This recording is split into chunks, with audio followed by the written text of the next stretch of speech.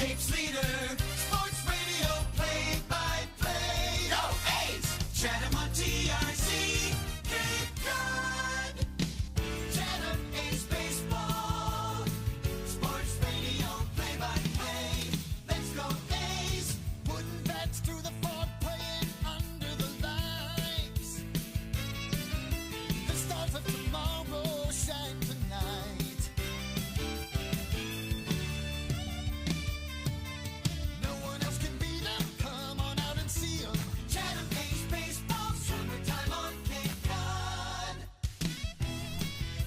After two big-time wins yesterday in the first doubleheader of the season, the A's continue a stretch of 9 games in 7 days. Today, contest number 3 against the Falmouth Commodores.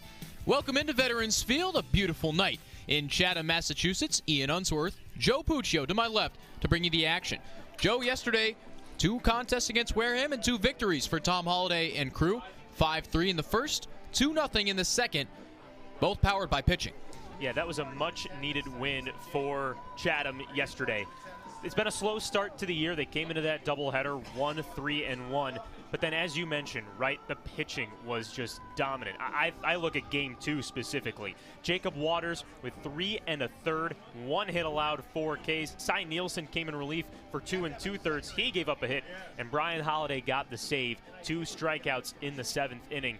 When Chatham's bats are hot, that's how they're going to win, because we've seen the A's have stellar pitching and even better defense to start the season. The bats finally came alive yesterday. A grand slam from Jake DeLeo made the difference in the first game, and Caden Grice's home run in the second game was all the scoring the A's needed. It's fun to watch Jake DeLeo start off this season with Chatham. His first game was against Brewster, and he was a solid bat in Chatham's lineup.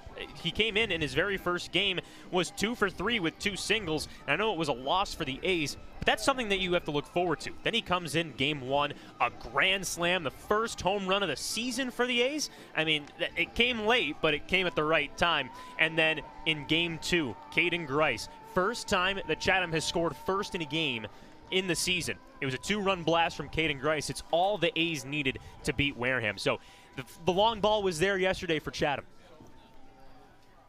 In Falmouth last Thursday, the Commodores jumped all over Chatham starter Hayden Dirk, putting up runs in the first and second inning. This time, Tom Holliday made a late pitching change. Originally going to go with Ben Hampton, but Hampton, the lefty, comes out of the bullpen. Tonight, Chatham goes with the righty, Will Karsten. We'll get to Will Karsten later on in this pregame show. I talked to Tom Holliday a few games ago, and I asked him once, because Chatham did this before, where a starter was named in the morning and they changed it in the afternoon. He told me it's not a big deal. You don't worry about that, because he doesn't see pitchers as starters and relievers. He sees them as ball throwers. That is who Chatham has. They have 2 guys today in Karsten and Ben Hampton that are pure pitchers that can go out there at any time and throw the baseball. So Karsten comes out first, and then Ben Hampton. Should be a lot of fun. And they'll do it against the worst offense right now in the Cape League. Falmouth, the worst average, 174, only 4 home runs, 86 strikeouts, most in the Cape League for the Commodores. A full Anglers Extra pregame show coming up. We'll have Catch of the Day. Joe, as always, chatting with Tom Holliday. I sat down with Noah Ledford, DHing tonight from Georgia Southern. And we'll have lineups, first pitch, baseball, next on the Cape Cod Baseball Network. Sports Radio, play-by-play. Go A's! Chatham on TRC.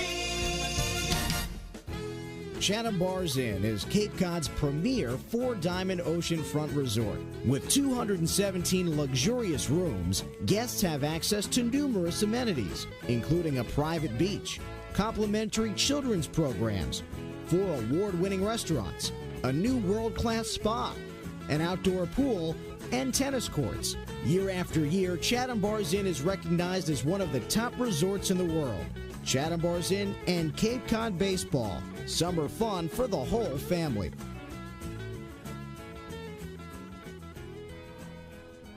The Anglers Extra pregame show rolls on here at Veterans Field. Chatham hosts Falmouth after a doubleheader yesterday. I'm Joe Puccio, and I'm here with Tom Holliday for the Manager Show. Tom, 2 huge wins yesterday at home. Yeah, you get to 1-3 and you start thinking like we may not win another game, and I think that our pitching yesterday was awesome. And when you pitch like that, you better win too, or you could lose your ball club pretty early. And we got to struggle working offensively, and we're just going to have to swing our way through it because I only have like two more position players on our roster that could show up. One walked in today, the other one was on television playing today. So we're going to have to make it work with this offensive team. But boy, the way the pitching is right now, I mean, you just kind of hold your breath and keep hope that we can keep pitching like we have. So, yeah, 2 wins were important. How about Magnus Ellert's out of the pen in Game 2? What'd you like from him? Well, see, you're not using my lingo because he's not out of the pen. We're doing the piggyback. Our pitchers know when they're coming. And I'll tell you why I'm making that a point, all right? Because it's like when somebody says, can he start or does he have to come out of the bullpen? Well, I can only start one guy. He knows what his limit is. He knows where he's going. Like, it's 4 innings with Villeman. It's 4 innings with Wisenhut. And it was 4 innings with Waters. And that's it. So the next guy knows he's coming. And it plays a lot on their mind. Because that second guy, if he thinks he's a reliever and he's never done it, immediately he thinks he can't do it. So he knows I consider 2 starters. It's like tonight, we got 2 guys starting. Cranston will go first, and then the second guy comes probably in the 4th. And then the bullpen guys they're designated bullpen guys. So I kind of like the piggyback thing. I thought it was a joke when I first heard about it 3 or 4 years ago, and the guy at Tampa Bay's convinced me it's the way to go. So you touched on the pitching. I want to talk about the hitting as well. Jake DeLeo in Game 1 with a grand slam that really set the game open. That was only his 2nd game of the season, and he's hitting like that. Yeah, well, he's been playing. He played 58 games during the season and took a week off. And Jake's been up here before. And I think Jake's playing with a little bit of extra energy to prove what kind of player he is. He's another one of the draft-eligible guys that needs to play good between now and the 15th. That's a big hit for that reason, for him. Certainly for the team. I mean, he turned the scoreboard around, and then we kept it. So it makes you feel good when you hit a game winner. But Jake's a good baseball player. What about Caden Grice? I know you were talking to him yesterday and today in batting practice. Hit a home run in Game 2 today. What have you been working on with him? Well, he's such a big kid, and he has long arms, and his swing gets so big. And, you see frustration when they miss 91, 92. Well, there's a bunch of 94, 96s coming up here in the next 10 days. So if we don't shorten that thing up quick, it's going to be an ugly summer. And I think that he kind of senses the swing and miss thing, because when he swings and misses 3 times on a guy not throwing 92, that makes it hard to sleep. And I've been trying to shorten him up a little bit, change his mental approach completely, because somebody has put him into an inside-out guy to the point where he can't pull anything. And again, last year when he came up here, if you threw middle in, he hit it up on the fire station. And so I've just tried to get him to understand you're allowed to have 2 approaches. Stay inside the left-hander, and don't be afraid to go straight ahead on righties. Then if you're a little early, you hit it out of the ballpark, because he has that kind of power. And he's also old enough now to go another step on hitting. When I just said sounds easy, it's not easy. But some of these guys that are draft eligible and going into the draft next year, they better figure it out, or they better get a degree, because they're not going to play this game past college baseball. So kind of trying to take him to another level. I saw your coffee cup right there. Do you have any home pregame routines, traditions that you do before every game? No, these games, they last so long. Like during the baseball season, I like to have a cup about 3 o'clock in the afternoon. Because, when you do television, you got to be a little bit sharp. And so, you kind of lean on that cup of coffee. And up here, I was told that we were in summer. And I think I was lied to, because it's actually cold right now to me. So I'm drinking this cup of coffee to warm up a little bit. And I'm saving that sweatshirt so when the sun goes down. Well, enjoy that coffee, and good luck today, Coach. I enjoy my coffee every day. What do you put in your coffee? Sometimes nothing if it's good. If it's Starbucks, I don't put anything in it. But if it's Keurig, anything I can find, I'll put in it. And if it's at night, I like a little Bailey's in my coffee. Well, I don't know if we can get Bailey's up in the press box, but we'll get you some Keurigs. But I get it right down the street if I need it. That's awesome. That's Tom Holliday here on the Manager's Show. Let's go back up to the booth with Ian Unsworth as the Anglers Extra Pregame Show rolls on. Seems like the coffee's keeping Tom Holliday in good spirits, and why not? After 2 wins yesterday, the A's looking for the third in a row, a stretch of 9 games in 7 days. About 10 minutes from first pitch between Falmouth and Chatham. A's Extra Pregame Show continues. Chatham on TIC, Cape Cod.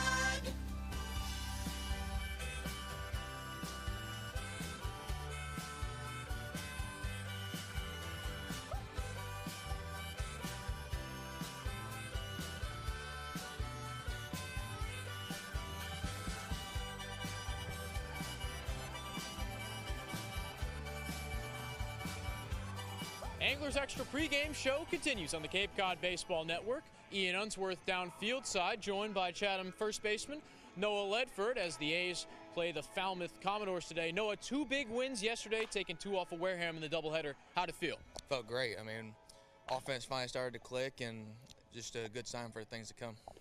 First 2 home runs for the team as well. Power hitter yourself. How does it feel to get one out? As a team, it felt great. I mean, I feel like that was the jump start of the offense. Once we hit that grand slam, it was like everybody started hitting after that, and it was good. What were your first impressions of Chatham your first week here? I mean, compared to Statesboro, Georgia, it's a lot cooler, which I love. I mean, I hate the hot weather down there. I looked the other day, and it was, I think, 96 with the real feel of like 106. So it's like up here, 70 degrees, nice and sunny and chilly. So it's like, I love it up here already. What's the go-to activity down in Georgia?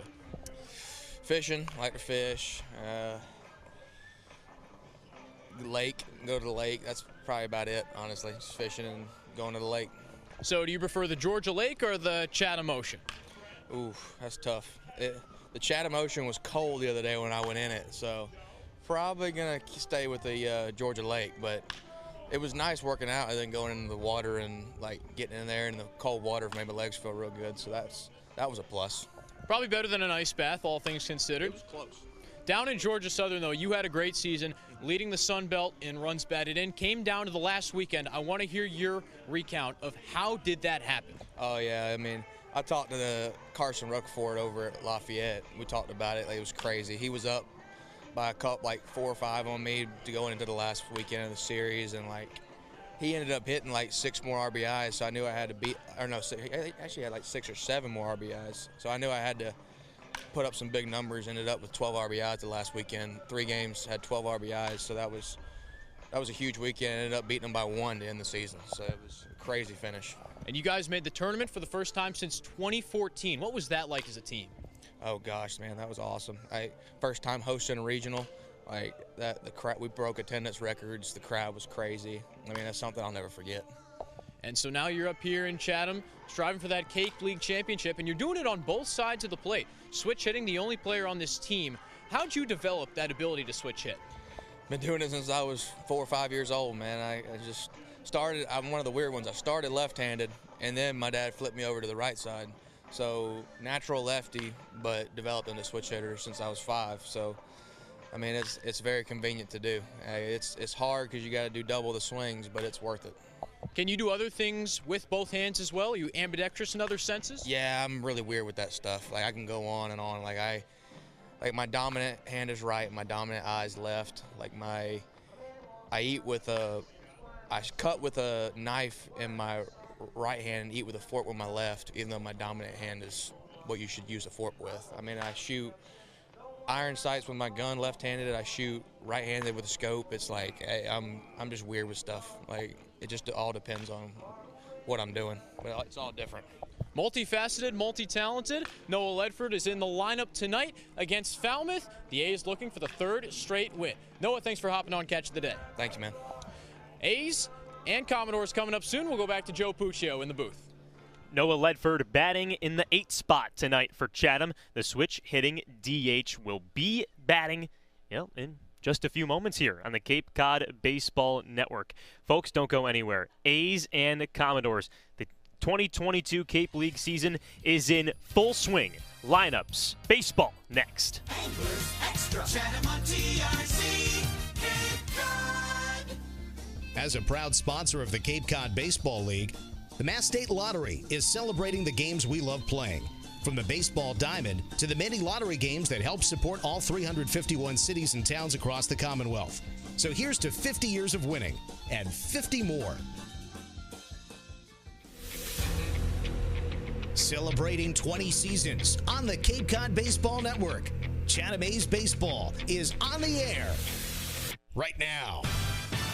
Swings and hits one to left center field. Back goes McFadden. He will not get there. It's a home run. A grand slam for Todd Frazier. Chugging into second base with an RBI double is Evan Longoria. He is 4 for 4. Hit on the ground, left side. Will it get through? Off Crawford and into center field. Federovic scores and Chatham wins it in 11. The game-winning hit from Seager. It's a 5-4 Chatham winner. And now, with your play-by-play, Joe Puccio and Ian Unsworth.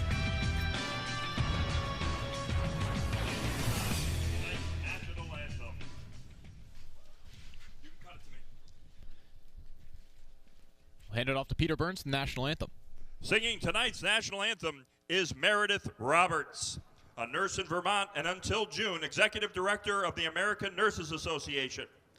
Marilyn has performed community theater and done her rendition of the national anthem here at Veterans Field in games before with tonight's national anthem, Meredith Roberts.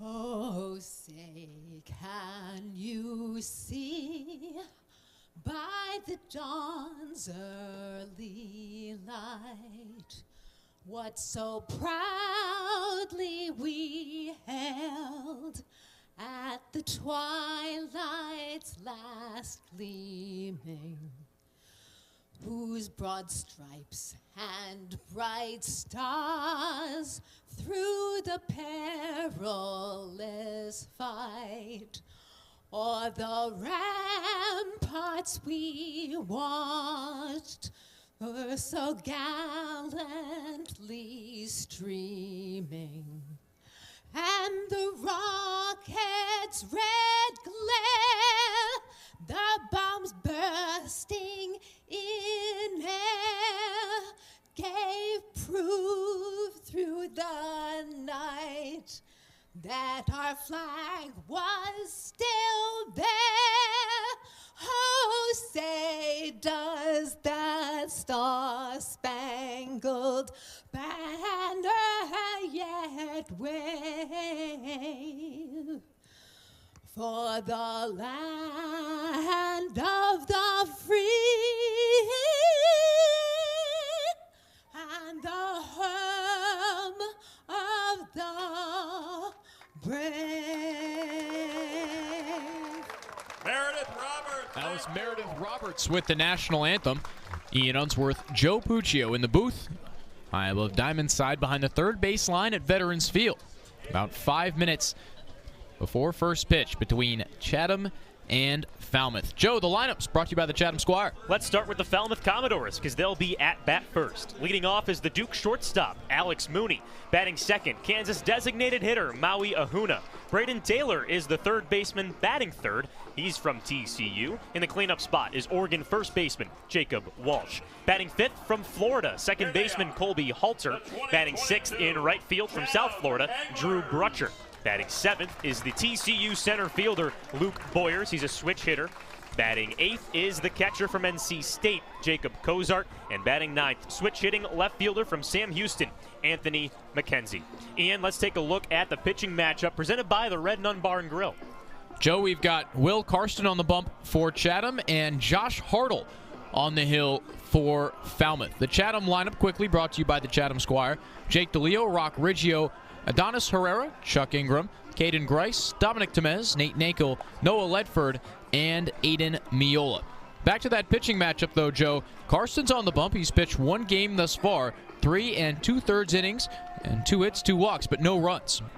Yeah, Will Karsten, a tall righty on the bump, 92-mile-an-hour fastball, a slider that hangs in the high 70s, maybe even touching the low 80s, and a nice changeup. He throws all three of those pitches with high velocities, good movement with his off-speed stuff.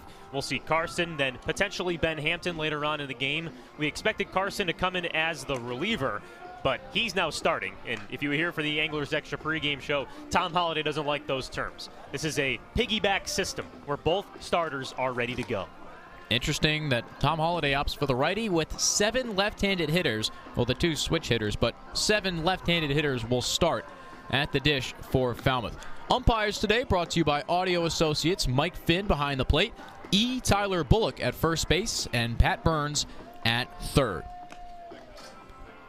Karsten finishing up his warm-up pitches, 6'7", 235 pounds, clad in the all-white Chatham uniforms with the royal blue pinstripes, anglers in royal blue across the chest, numbers in red on the left hip and in royal blue on the back, and the classic royal blue Chatham hat with the A logo smack dab in the center. Falmouth in the road, black uniforms, gray pants, and maroon numbers and letters. Falmouth, block letters across the chest, numbers on the left hip, and square in the back. Number 4, Alex Mooney. All black hats with maroon logos for the Commodores as well. Alex Mooney, bleach blonde hair, black batting helmet, and maroon stirrups. Shakes out his bat, digs into the right-handed box. Karsten from the windup. First pitch. Strike right over the heart of the plate. 7:01 first pitch. Temperature here at Veterans Field. After this. A 1 roller to shortstop. Cut off by the third baseman. Miola throws across. In time. The designated hitter from the University of Well, Alex Mooney didn't want to figure out that it's 61 degrees and sunny here at Veterans Field. Once again, first pitch at 7:01. Wind blowing to the northwest at 11 miles an hour. In Veterans Field terms, that means it's blowing dead center. And time and temperature brought to you by the Chatham Athletic Association. Second batter, Maui Ahuna. Lefty. First pitch. Ahuna swings, knocks it straight back into the netting behind home plate.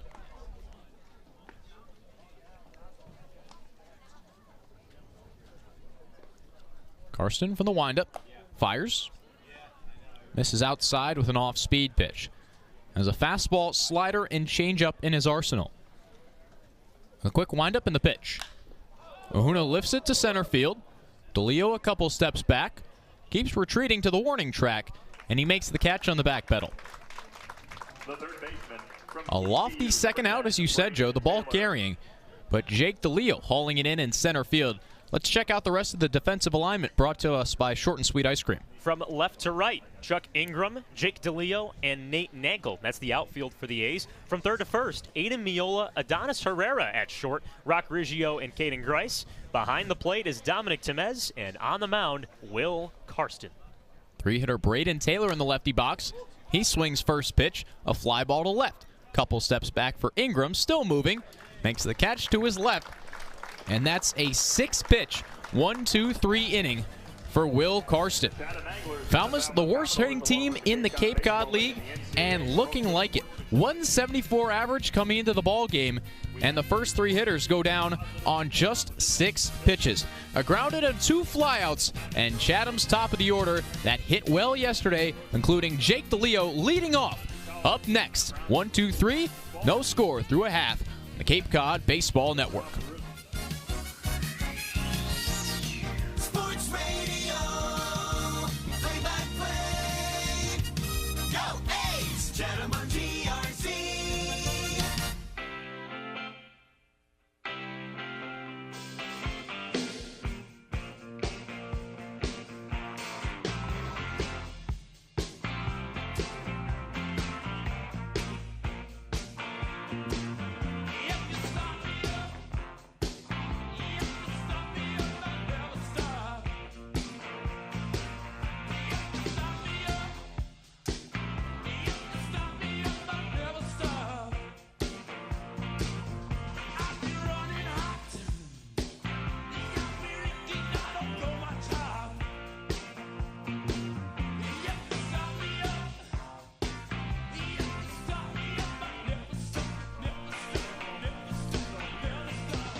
No score through the first half inning between Chatham and Falmouth. A's looking to extend the win streak to 3 straight games. Ian Unsworth, Joe Puccio to my left, as Falmouth left-handed pitcher Josh Hartle tosses his final warm-up throw. And the Chatham batting order ready to start the ball game. Jake DeLeo leads off. Rock Riggio in the 2-hole, and Adonis Herrera hits third. Chuck Ingram in the cleanup spot. We'll get the rest of the Chatham lineup after DeLeo digs a little hole in the righty box against the lefty Hartle. 6'4", 205, a freshman from Wake Forest. 4-pitch mix in the Hartle arsenal. First appearance in the Cape Cod League for Josh Hartle. Slow windup, the first pitch. It's an 88-mile-an-hour fastball in the outer half for strike 1. Caden Grice hits 5th, Dominic Temez 6th, Nate Nankel 7th, Ledford 8th, Miola 9th for Tom Holliday. The 0-1 comes in. DeLeo smacks the liner to right center field. It's down for a base hit. It rolls all the way to the wall, and DeLeo, running hard out of the box, pulls into second with a stand-up double. Batting second for the Anglers, the second baseman from Oklahoma State, number 57, Rock Riggio. Well, no one's swinging a hotter bat for the A's right now than Jake DeLeo. 2 for 3 in his first game against Brewster, then game 1 against Wareham. I know we talked about it in the pregame show, but 2 for 3 with a grand slam and 4 RBIs. Starts off this one with a double. Rock Riggio in the left-handed batter's box. Cleans out a little space, shrugging off some dirt. Riggio 0 for 7 in his first couple Cape League games. Still looking for that first base knock. Right side of the infield, plays back. Hartle from the stretch. First pitch. Breaking ball, strike 1. 4-pitch mix for Hartle. Native of King, North Carolina. Riggio actually the one that gave me the scouting report on the pitcher, Joe, because they faced each other in the old high school travel circuit. 0-1 comes in. Riggio swings, knocks it behind him into the netting. Josh Hartle, 69 2/3 innings this season with Wake Forest, an ERA of 5.30. But we were talking to some players before the game. Josh Hartle throws all 3 of his pitches well. 92-mile-an-hour fastball, a curveball in the mid-70s, and a changeup that can creep into the 80s. Got the slider, too, if he needs it. 0-2 comes in. Riggio swings and misses. Strike 3. 89 miles an hour on the outer half, and Rock Riggio 0 for 8 now in the Cape League. Let's take a quick look at Falmouth's defensive alignment, brought to you by Short and Sweet Ice Cream. From left to right, Anthony McKenzie, Luke Boyers, and Drew Brutcher. From third to first, Braden Taylor, Alex Mooney, Colby Halter, and Jacob Walsh. Behind the plate is Jacob Cozart, and on the mound, Josh Hartle. Hartle started 14 games at Wake Forest this season. He's set in the stretch with Adonis Herrera in the righty box. First pitch, 2-hopper to second. Halter fields, throws to first for the second out. DeLeo advances to third. He was running on contact. Now batting for Chatham, the left fielder from Wichita State, number 6, Chuck Ingram.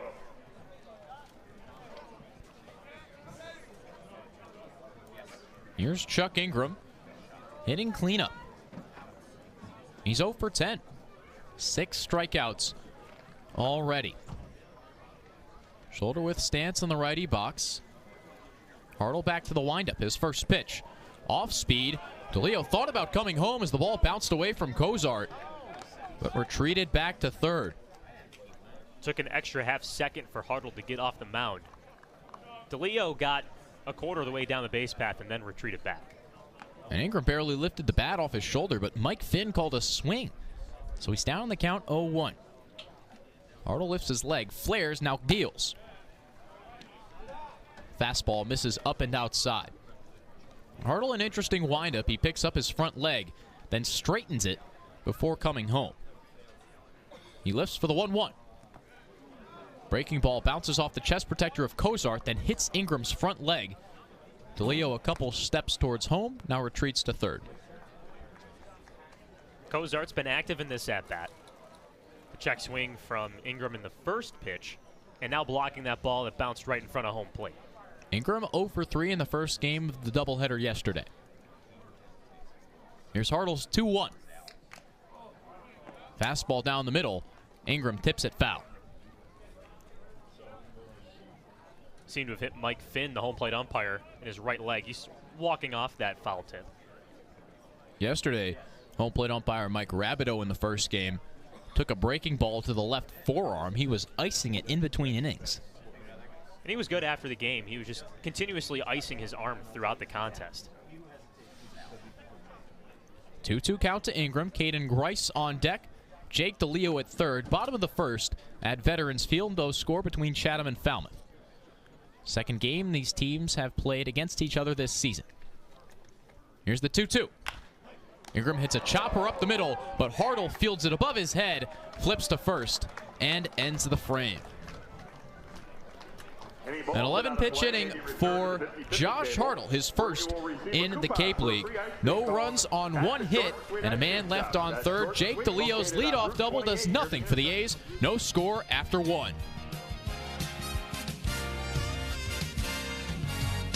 Chatham on TRC, Cape Cod. Sweet Tomatoes Pizza, located right around the corner from Veterans Field at 790 Main Street in Chatham. Pick up a pie on your way to the game or grab a calzone before first pitch. The dough for their specialty pizza is rolled right before your eyes. Eat in or take out, 11 a.m. to 9 p.m. and sometimes later. Call 508-348-0200. See their full menu online at sweettomatoescapecod.com. Sweet Tomatoes, a Chatham pregame tradition. Well, I came by your house the other day. Your mother said you went away. She said there was nothing that I could have done. There was nothing nobody could say.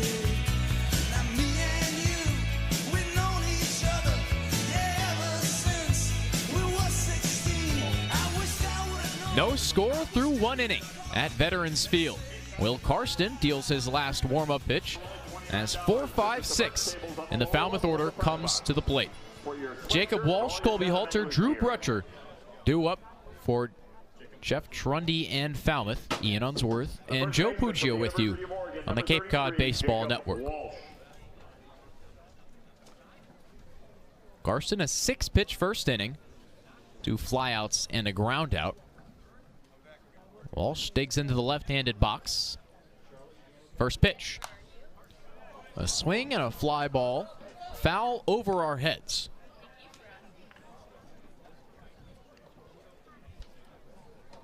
Walsh 1 for 15 with Falmouth. The 0-1. A slow roller to first. Grice fields it on 2 hops, touches the bag for out number 1. Some aggressive first pitch swinging here from Falmouth. Now that was on the second pitch, but some quick at-bats from Will Karsten to start off this game. It could impact his longevity in tonight's game, even though we expect Ben Hampton to come in at around the 4th inning. Well, starter Hayden Dirk on Thursday against Falmouth only lasted an inning into third. Falmouth scored 3 runs in the first 2 frames. First pitch to Colby Halter. A strike. Left-handed hitter from Florida, playing second base today, takes a breaking ball. Karsten deals the 0-1. This time it skips, and Temez picks it off the ground. Karsten and Temez, collegiate teammates for a year at McLennan Junior College. 1-1 comes in. Off speed, Halter swings and misses. 77-mile-an-hour breaking ball in the dirt. Using the bender to his advantage against a left-handed hitter. Will Karsten has the fastball that hangs in the low 90s, but the slide piece is really effective. Here's his 1-2. Fastball stroked the other way, over the head of Ingram. He's to the wall, and it's over his head. Bounces off the middle of the wall, and Halter pulls into second. The right fielder from the University of South Florida. 1 out double for Colby Halter. His first of the season. Will Karsten, that's his first extra base hit he's given up. Only 2 singles against Hyannis. We've seen lots of left-handed hitters, at least in the doubleheader yesterday and now in this game against Falmouth, that are driving the ball opposite way left center field. Karsten's first pitch from the stretch. Halter 3-step lead off a second. It comes in. It's lifted high and foul. Miola chasing it, but he runs out of room.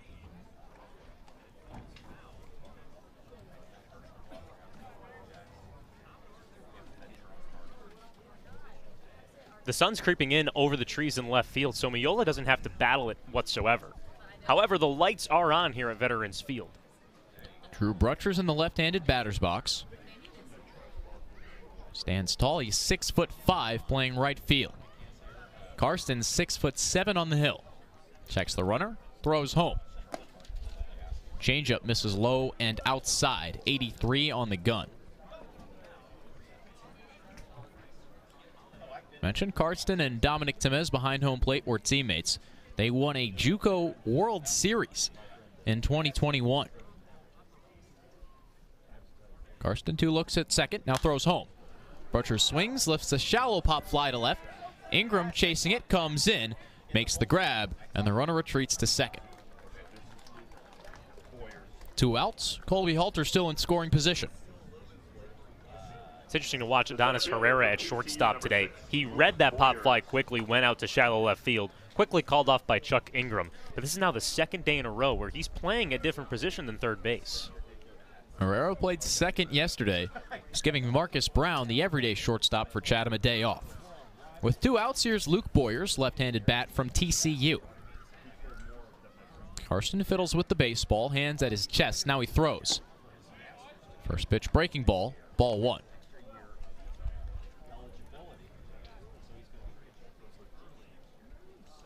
Boyers hit .250 at TCU this season. Played 60 games for the Horned Frogs. This is first Cape League game. Karsten a long look at Halter. He fires home. High fastball. Boyers checked his swing. So he's mixing up locations with fastball and the off-speed pitch in this at-bat to Luke Boyers. Might be because of the reaction that he had after the Halter at-bat. Boyers a sophomore.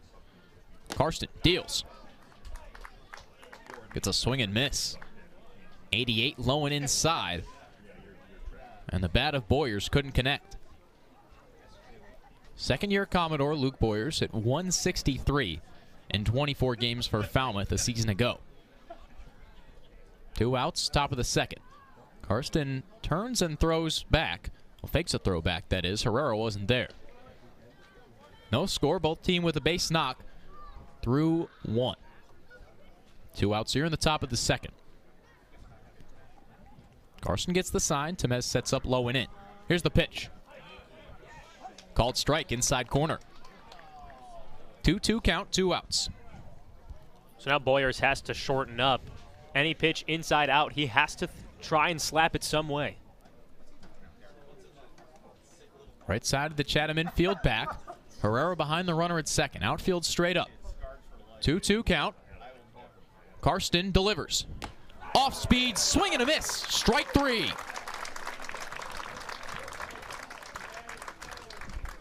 Falmouth puts up an extra base knock, but it's no problem for Will Karsten. 13 pitch second, no runs, 1 hit, and 1 man stranded. A's coming up to bat next. Chatham on TRC, Cape Cod. T-Mobile is proud to sponsor the Cape Cod Baseball League. The people at T-Mobile are committed to serve those who serve, and that's why they go above and beyond for our active duty military, veterans, and first responders. Visit your neighborhood T-Mobile store or T-Mobile.com to learn more. I got so down and out in Frisco, tired of the pills and the rain. I picked up headed for the sunshine. I left a good thing behind. Seemed all of our love was in vain. Now my baby's coming in on the Tucson train.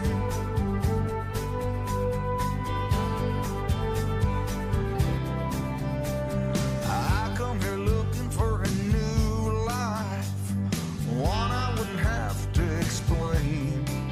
That voice that keeps me awake at night.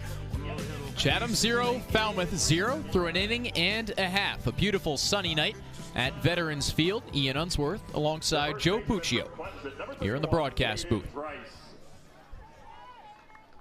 Caden Grice, Dominic Temez, Nate Nankel due up in the bottom of the second for Tom Holliday and company. Sun starting to set in left, casting shadows over center and left field, as well as the left side of the infield. 6'4" left-handed pitcher Josh Hartle beginning to shroud himself in shadows. And his first pitch, a fastball low and outside, ball 1. Grice was 1 for 3 in the second game of the doubleheader. Hit a 2-run shot in the bottom of the first. 1-0. Grice swings, lifts it over the netting, and foul. Caden Grice, his swing is being tailored by Tom Holliday throughout this summer. We see him talk to his first baseman all the time during batting practice, trying to work on the middle in pitches to help him drive the ball. Grice stands tall, 1-1. He swings ahead on a breaking pitch and rolls it over foul. Falmouth bat boy collects it behind home plate. And Tom Holliday, he'll always talk about how big Caden Grice is and how he just has natural power. So it's all about fine-tuning it and allowing him to pull the baseball to right center field. A big gap there if Grice can put one in between Boyers and Brutcher. 1-2 comes home. Off speed, a line drive to second. Halter awkwardly fields it on a hop, sets his feet, throws over for the first out. A ball that got up in Colby Halter's grill, but he was able to field it. And that was a hard-hit baseball. You can tell Caden Grice taking his helmet off as he runs back to the dugout. He shakes his head back and forth, but drove the baseball to the right side of the infield. He did his job, but just didn't get it up. 1 out for Dominic Temez. Stands tall in the right-handed box, bouncing the bat off his shoulder. First pitch, breaking ball, low and outside. Hartle 7-6 at Wake Forest this season. The second pitcher in Wake Forest history to start 14 games. Deals the 1-0 and puts a fastball on the outside corner, a called strike. Before coming to Wake, Hartle was the 25th best recruit in the class of 2021. He settles and fires the 1-1. Misses low with 88. Ball 2.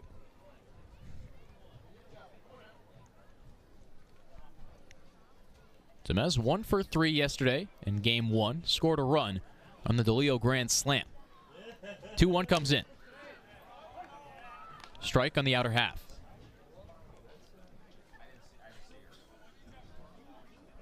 Two count to Dominic Temez, becoming Chatham's everyday catcher.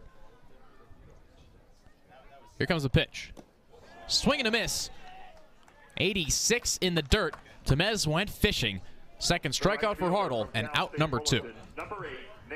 It's just the third strikeout of the year for Dominic Temez, a hitter who went 1 for 3 against Wareham in game 1 and had a sac fly against Brewster.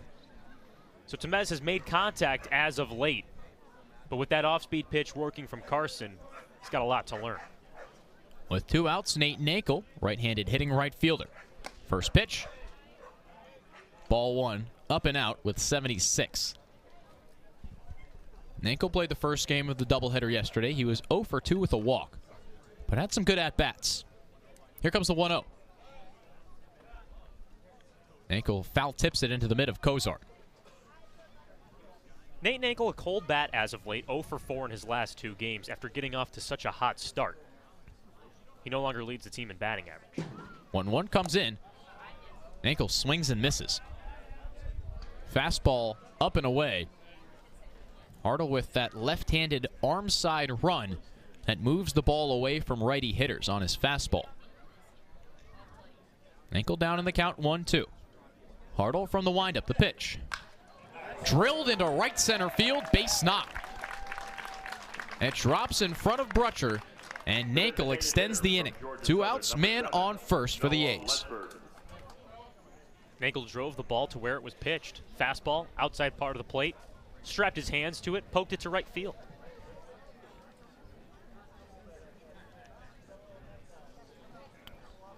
Here's Noah Ledford with 2 outs.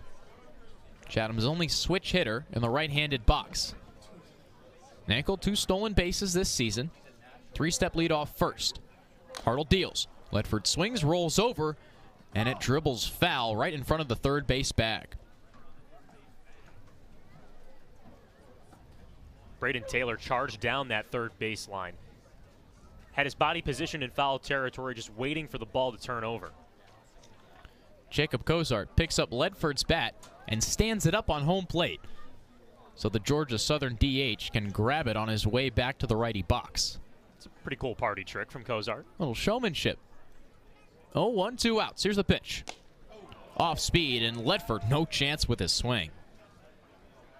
76-mile-an-hour curveball down in the dirt. A slider from a lefty to a right-handed hitter. Boy, I just wish good luck to the batter.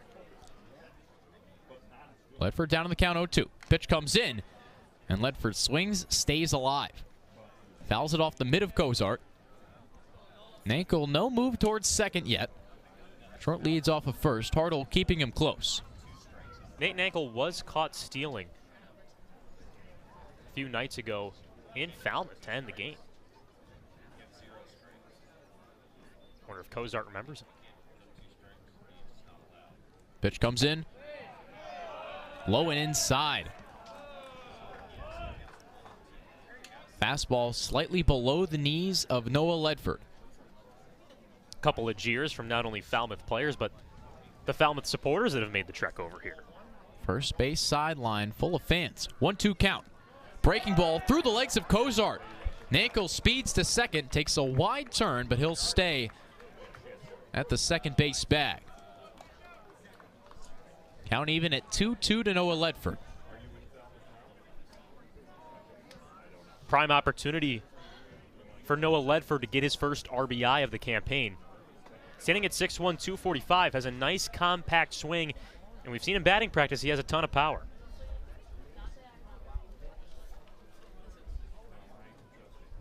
Ledford adjusts his hands, slightly choked up on the bat. 2-2 count. Hartle fires. Off speed in the dirt. Ledford didn't show any look of swing. Joe seems like he's keyed into the off speed. And when we saw that slider that resulted in strike two, I can easily tell why Ledford's looking at it. Full count. Nankel on second. The pitch.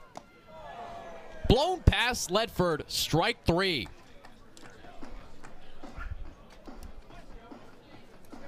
Back-to-back innings. Chatham stranded a runner in scoring position.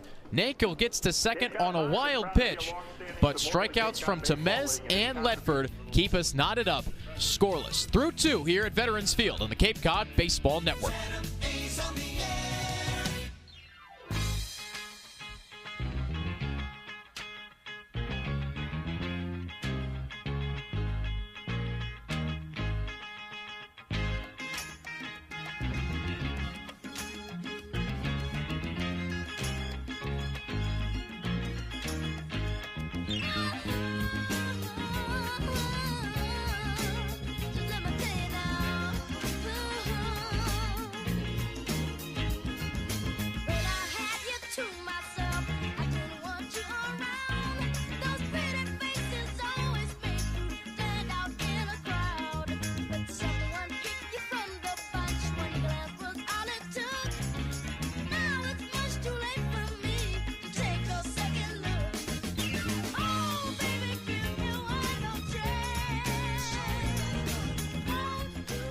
Chatham stranded two runners in scoring position through two innings. No runs on two hits for the A's. No run on one double for Falmouth. Ian Unsworth alongside Joe Puccio at Veterans Field. The Anglers and Commodores for this Tuesday night matchup. Will Karsten deals the first pitch. A strike to Jacob Cozart. 8-9-1 due up for Falmouth. Cozart, Anthony McKenzie, and Alex Mooney. Next delivery, off speed low. Temez awkwardly tried to block it. Gets a new ball from home plate umpire Mike Finn.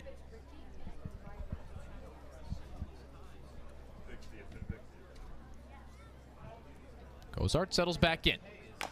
1-1, a spinner back to the bump. Off the chest of Karsten, he now picks it up, throws to first for the first out. The left fielder from Sam Houston State. An awkward cue shot that could have proved doubtful. Yeah, it just went off the end of Cozart's bat. Slow dribbler right back to Carson. Ate it up. Took him a while to fidget around for the baseball, but threw it over to Caden Grice as the fire truck sirens went off. Kept his head into the play and kept it going. Karsten deals to Anthony McKenzie. Ball one, slightly above the zone. McKenzie, a switch-hitting utility player from Sam Houston State, in left field tonight for Jeff Trundy. 1-0 comes in. Fastball, ball inside. McKenzie's 5 for 19 in 7 games for Falmouth. A double and a home run to his name. He calls time as Karsten started his windup. Threw the pitch anyway. And Temez tried to frame it as well. Maybe get a last-second strike call out of Mike Finn. Kenzie back in the lefty box. The 2-0. High fastball, ball 3. McKenzie didn't play last Thursday when Falmouth took down Chatham at Gulf Fuller Field. 3-0 comes in. There's a strike. McKenzie turned towards first, ready to flip his bat back to the first base dugout. But instead, Mike Finn showed the finger. Not that kind of finger. Finger for strike 1. 3-1 coming in. That one outside, ball 4. I would have been stunned if it was the other finger. The shortstop, number 4, Alex Mooney. Would have been a really bad situation if it was the other one. Regardless, McKenzie down to first with a walk. With one out, top of the order, up for Falmouth, Alex Mooney. Grounded out to the left side. Miola made the play across the diamond. Chatham infield double play depth. Karsten's first pitch. Fastball above the letters, ball 1. Righty on righty matchup. Mooney on Thursday against the A's also hit leadoff. He was 1 for 5 with a walk. And Temez threw him out in the bottom of the first when he tried to steal second. Karsten set, 1-0 count, 1 down. Man on first. Pitch from the stretch. Another high fastball. Mooney leans out of the way. Adonis Herrera playing at normal depth of a shortstop with a runner on first and 1 away. Temez talks to Carson up on the bump, but I wonder if Chatham wants to fix that defensive alignment in case there's a ground ball to either side of the infield. $25 gift card. Right now, Mooney leads the Commodores in batting average. He's 7 for 27, which numbers-wise gets him to 259.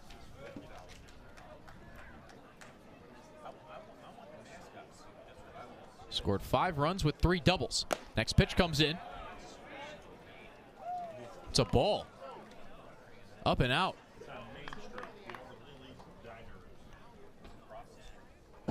Mooney taps the plate, shows the bat to Karsten, who comes set, kicks and deals, and gets a strike. 3-1 count. Second straight batter that Karsten has gone down 3-0 to. McKenzie an aggressive lead off of first. Karsten a long hold on the bump. Comes home. Mooney swings, rolls over. Past the Chatham dugout. Foul ball. And Carson's had to work back in these last few ABs. Now, granted, he walked McKenzie, but to get behind 3-0 to these last 2 hitters, it's proven his toughness on the mound. Pick over. McKenzie dives back in head first.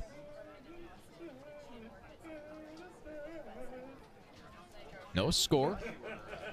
Full count. 1 down. Man on first. Karsten picks over again. Grice slaps the tag on McKenzie's back, but he's safe.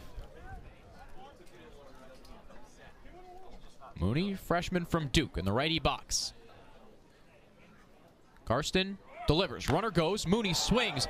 Rips a line drive into left. In front of Migrum, and McKenzie comfortably first to third. Mooney chugging for second. Throw in.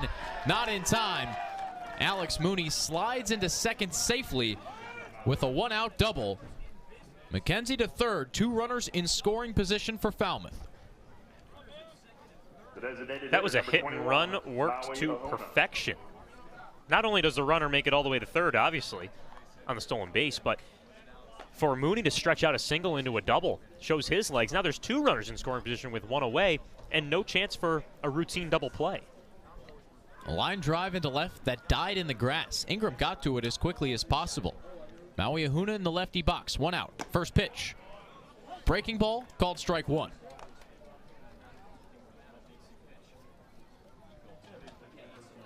Ahuna 2 for 15 now, with his fly out to Jake DeLeo in the first. 1 for 4 against the A's last Thursday. Karsten fiddles with the ball, deals. Ahuna swings, rips it over the press box, foul. So now it'll be interesting to see what his strikeout pitch is here. Obviously, a ball that's put in play would bring home a Falmouth run no matter what. So see what side Karsten decides to deal with here. Karsten comes set, 2 runners in scoring position for the Commodores. Pitch comes in, slow roll to second. Riggio fields it on the run, throws to first. McKenzie scores, Mooney to third, and Falmouth leads 1-0 on the RBI groundout from Maui Ahuna.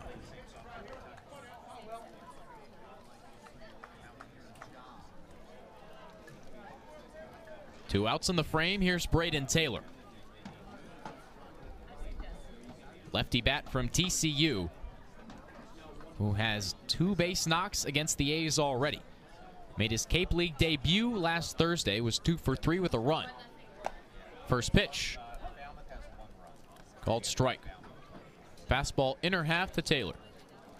That's now Ahuna's 2nd RBI on the campaign. He's tied for 3rd on the team. McKenzie's the team leader with 5 for a team that necessarily doesn't score that many runs. 1-0 count, pitch coming in. A breaking ball misses just low. Calls of good spot from the third base dugout. But Mike Finn has had a tight strike zone thus far for both sides. 2-0, Karsten fires. Another breaking ball, this time a strike. Taylor kept the bat on his shoulder. 76-mile-an-hour slider on the outer half did the trick. Mooney on third. 2 outs. Falmouth leads 1-0. Pitch comes in. Taylor swings ahead on off speed. Grice ranges to his right, fields it, flips to first, and Karsten stamps on the bag to end the inning. But Falmouth gets in front. A big-time double from Alex Mooney pushes Anthony McKenzie to third, and Maui Ahuna brings him in with an RBI groundout. Falmouth 1, Chatham 0 through 2.5. Anglers bats coming up. Chatham A's on the air.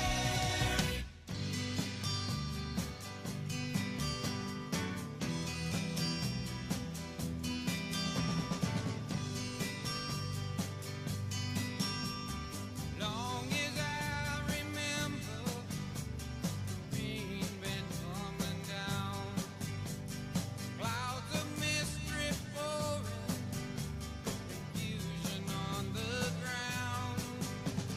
Could be through the ages, trying to find the sun.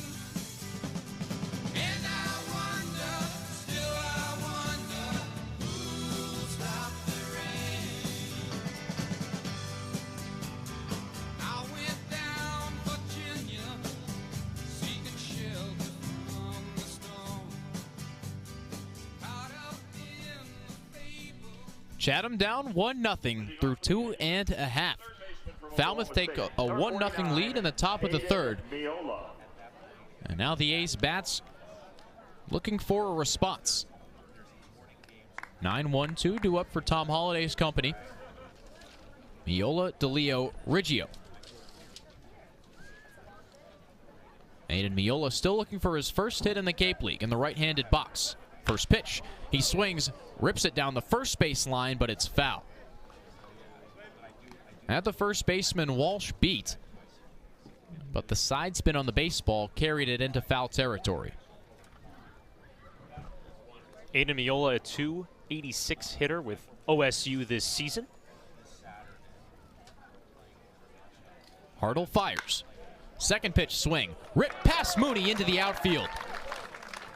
There's Miola's first base knock. He stumbles rounding the first base bag, but he's back safely. The center fielder from Georgia Tech. Well, the best thing you can do as the 9-hole hitter is get on base so that the order flips over. And now in stands Jake DeLeo, one of the hottest swinging bats of the A's over the last few games. DeLeo's played 2 games. He's 4 for 6. 2 singles against Brewster, a single and grand slam against Wareham yesterday. Miola 2.5-step lead off of first. Walsh fires. Breaking ball, DeLeo swings and misses. Hartle started his delivery looking at the first base bag, and when he began his motion home, he turned his head towards the plate. Counts 0-1 to DeLeo. Here's the pitch. Fastball in the outer half, called strike 2.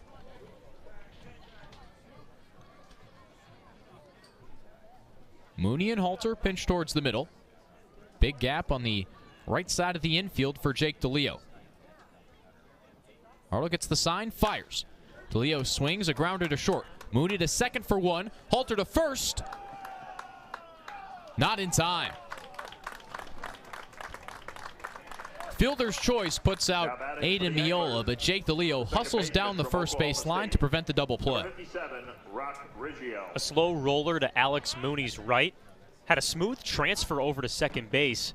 And then speaking of transfer, once again, Colby Halter over at second.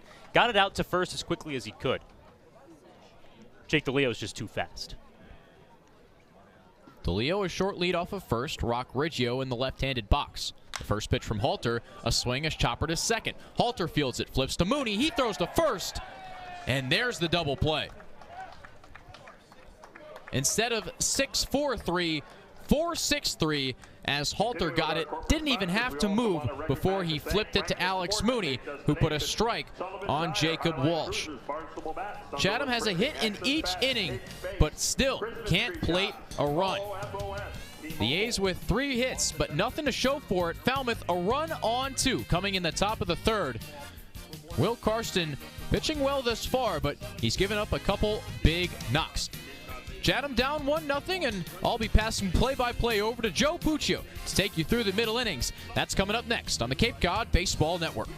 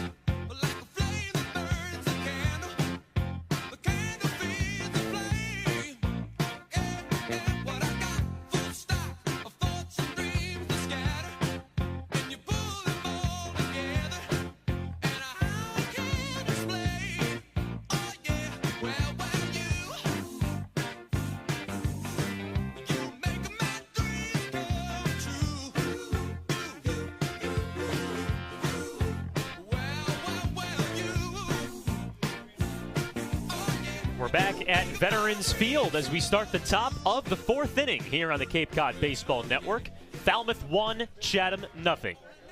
Here's first pitch to Jacob Walsh. Fastball in there for strike 1. It catches the inside part of the plate. Alongside Ian Unsworth, I'm Joe Puccio. Jacob Walsh, Colby Halter, and Drew Brutcher due up. 0-1. Swung on and missed. The lefty first baseman late on 87 miles an hour. Strike 2. Carson works quickly. He's in the windup. Lifts his leg, fires. Breaking ball bounces in the dirt. Hits Temez in the chest. Count goes to 1-2.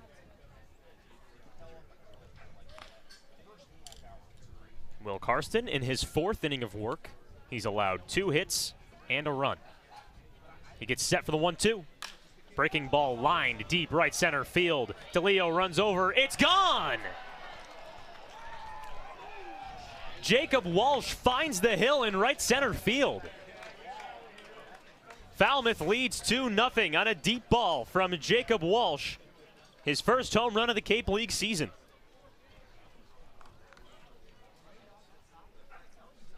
We've seen some home runs here, especially in batting practice, that look like home runs. Walsh had a line drive that kept on carrying. DeLeo got a late jump, but he had no chance. Right fielder Nankel had no chance. It was a line drive that moved. We remarked before the game started that the wind was blowing out. First pitch to Colby Halter. 89 miles an hour for strike one. And it still is. Walsh got all of that baseball, but might not be a home run on a different day.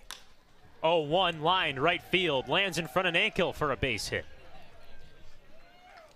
2 pitches to Colby Halter, and the lefty gets to first base. So Walsh's home run took a skip, hit a fan in right center field. Just a line drive heater right by the flagpole next to the 357 sign. Ball went to the left of the flagpole. And already there's another runner on. Drew Brutcher digs in the lefty box. Carson gets set, deals. High fastball misses. Commodores up 2-0 here in the top of the fourth. Check on the runner at first. Halter's back in safely. Mario Huna had a fielder's choice in the third that brought home Anthony McKenzie. Karsten fidgets the ball, working from the stretch. Runner goes, delivers. Temez pops up, fires down to second. Herrera can't field it.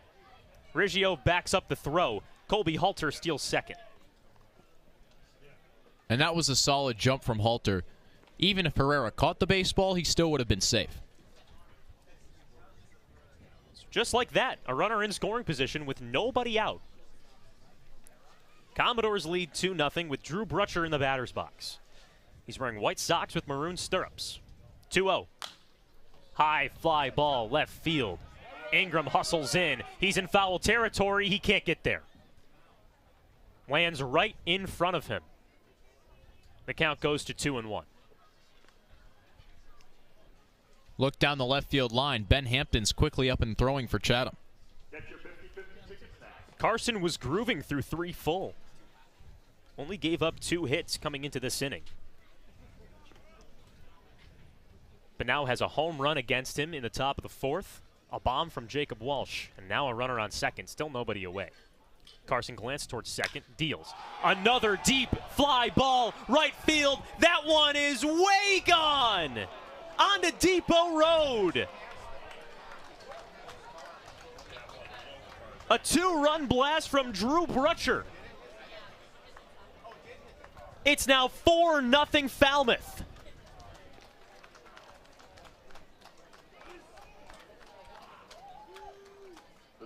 Drew Brutcher hit a parked car in deep right center field next to the firehouse.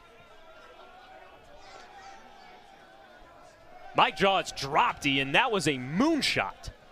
Sometimes you don't know when they're out, like Jacob Walsh, but that one you knew off the bat.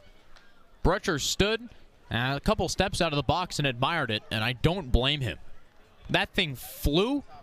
It had every single bit of launch angle, arc, and distance you could want. It just kept on going. 3 batters in the 4th inning, 2 home runs. Karsten's first pitch to Luke Boyers. 79 miles an hour in the zone for strike 1. Already 3 runs across for Falmouth. 0-1. 83 miles an hour finds the inside corner. Strike 2. Karsten works quickly from the left side of the rubber. Works from the full windup. Deals. Fastball skips in the dirt. Falmouth came into this game with the worst batting average in the league. But we saw on Thursday, if you leave pitches in the zone, they'll hit them. 1-2. Curveball bounces in the dirt. Count goes to 2-2. The team batting average coming into the game, 174. Slugging at 264. Wonder if that number's now increased after this half inning. 2-2. High fastball. A ball. Full count on Luke Boyers. Switch hitting center fielder in the left-handed batter's box. Has white batting gloves. Carson gets the sign for the 3-2. Deep, high, right field. Nankel to his left at the track. Makes the catch. Chatham fans hold their breath. They've seen tons of fly balls into the sky in the top of the fourth, but that one's caught for out number one. Boyers caught it on the barrel. Another loud sound off a left-handed bat. And luckily this one didn't have the carry of the others. Side spin instead of backspin. That's why Nankel was able to grab it. Here's a left-handed hitting catcher, Jacob Cozart. Nate Nankel gets the sign to move closer towards the foul line from hitting coach Randy Whistler. First pitch to Cozart. Curveball, strike one. Cozart fanned on it as it kissed the dirt. Karsten works quickly, deals the 0-1. Fastball, swung and missed. 0-2. 3 hits in this inning for Falmouth, 3 runs. Here's the 0-2. High fastball taken all the way. Jacob Cozart grounded out to Karsten in his first at-bat. 1-2. In the dirt, blocked by Temez. 2 bombs in this half inning from Falmouth opened up this ball game. 4-0 Commodores with 1 out in the top of the fourth. Karsten lifts his leg. 2-2. Curveball misses low and outside. Full count once more.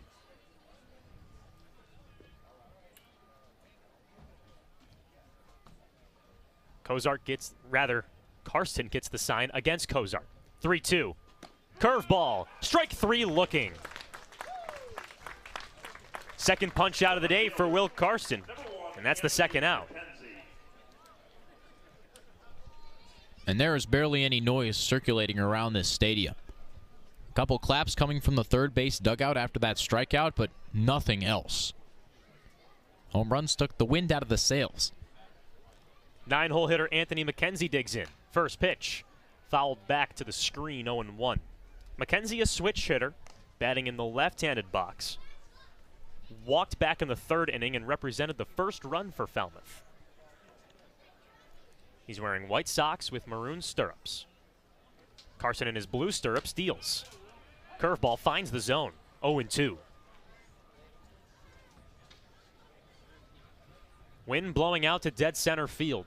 It's helped Falmouth this half inning. 0-2. Grounded to third. Miola plays it off a few hops. One-legged throw. Grice splits. And he's out. The athleticism from OSU to Clemson ends the half inning. And boy, that was a half inning to forget for Will Karsten. 3 runs on 3 hits. 2 home runs from the Commodores in that half inning.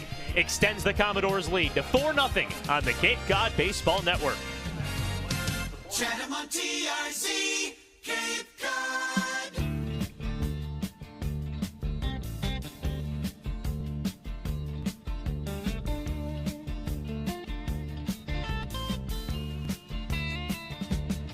You get a shiver in the dark, it's raining in the park, but meantime, sound of the river, you stop and you hold everything. A band is blowing Dixie, double fall time. You feel alright when you hear the music ring.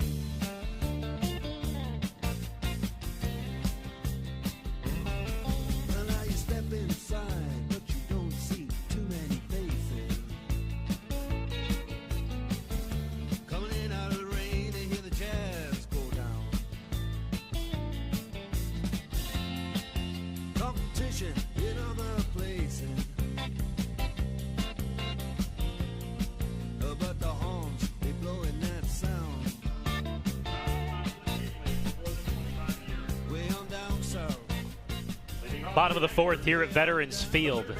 The Anglers have to halt the damage done by the Commodores in the top half.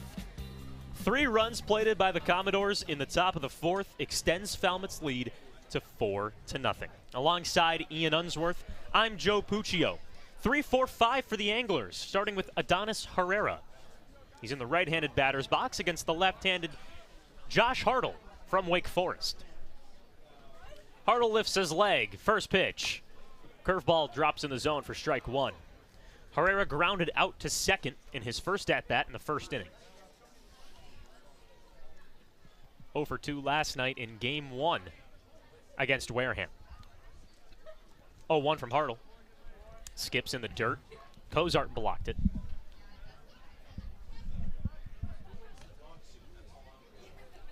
Orange and blue skies on this summer solstice June afternoon at Veterans Field. 1-1 count to Herrera.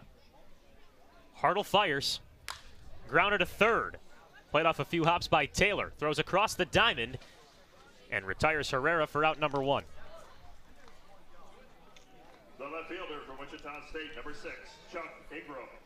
Herrera hit that baseball so hard that Taylor did not field it cleanly. Popped into his mitt and rolled up his glove. Got it in the palms, trapped it with his throwing hand before throwing across. Herrera takes off his helmet as he runs back to Chatham's dugout. 1 gone, and Chuck Ingram digs into the right-handed box. First pitch to the outfielder. Hits the dirt, bounces off the left knee of Cozart behind home plate. Chuck Ingram grounded out to Josh Hartle to end the first inning. That stranded Jake DeLeo at third. 1 gone, bottom of the 4th. Hartle working from the full windup. Shakes off a few pitches, now nods, comes set, delivers. Line right to the second baseman, Halter. Ingram smiles as he meets Caden Grice at home plate. The first baseman from Clemson, number 31. Chuck Ingram having woes. Hard hit baseballs, but only resulting in outs. 2 of them already today. And sometimes when the baseball gods aren't with you, they're not with you. One player the gods have been with is Caden Grice. He steps back to the left-handed box. First pitch, fanned on. Foul tipped into Cozart's mitt for strike 1. Caden Grice was 1 for 3 in Game 2 against Wareham. Had that 2-run home run in the bottom of the first, the only scoring of the game. Lefty-on-lefty battle, Hartle deals. Grounder to second, fielded to Halter's right. Throws over to first, and retires Grice for the final out. Well, Chatham can't respond. Only 7 pitches in that half inning from Josh Hartle. No runs, no hits, no errors, and no men left on base. Let's go to the top of the 5th here at Veterans Field. 4-0 Commodores on the Cape Cod Baseball Network. The Cape's leader, sports radio, play-by-play. Oh, A's, Chatham on TRC, Cape Cod. Oh, we're halfway there. Oh, give it all a prayer. Take my hand, we'll make it, I swear. Oh, give it all a prayer. Time has got his 6 string high. Now he's holding in when he used to make it talk so tough. It's tough. Cheetah dreams of running away. She cries in the nighttime and whispers, "Baby, it's okay. Someday we gotta hold on to what we got.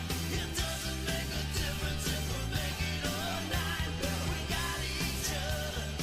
4-0 Commodores as we start the top of the 5th inning. Pitching coach Dennis Cook pulls out his phone and dials up a Chatham Barzin call to the bullpen. Will Karsten was the starter for Chatham today. And now the A's turn to the lefty from West Virginia, Ben Hampton, to come in relief. A fastball and 2 breaking balls for Hampton, the curveball and slider. He made the start against Hyannis when Karsten, on the other hand, came out of the bullpen. Hampton, 4 innings, 3 hits, no earned runs, 3 strikeouts, 2 walks. We'll get the final line for Will Karsten in just a second.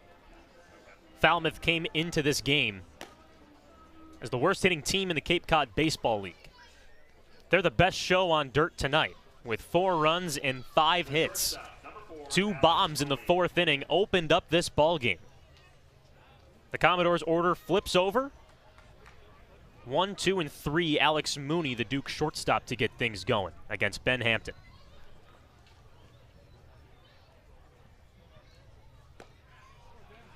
Hampton's first pitch, fastball, strike one. Final line for Will Karsten, 4 innings strong, 5 hits, 4 runs. 0-1, just misses inside. Counts even at 1. So 4 innings, 5 hits, 4 runs, all of them earned. 2 strikeouts and a walk. 1-1. Line, deep center field. DeLeo at the track, makes the running grab. Another sigh of relief from A's fans. First out of the inning. That was a pitch in the top of the zone that Alex Mooney got underneath, but flicked his wrists over early, hit it with topspin, so the ball dove. DeLeo making the catch on the run in left center. The wind still blowing out to dead center field. There's an American flag in dead center. First pitch to Maui Ohuna. Half-hearted swing. 81 miles an hour, strike one. There's the one flag in center field, and then there's one in front of the firehouse in right field. That one's blowing more towards the center field direction. 0-1. Slider falls off the face.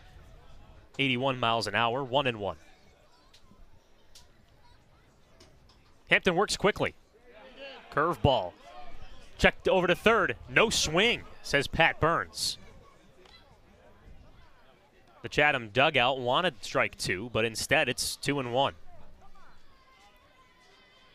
Hampton works from the full windup, hands at the belt, turns his body, fires. Off-speed pitch, drops in the zone, 2-2.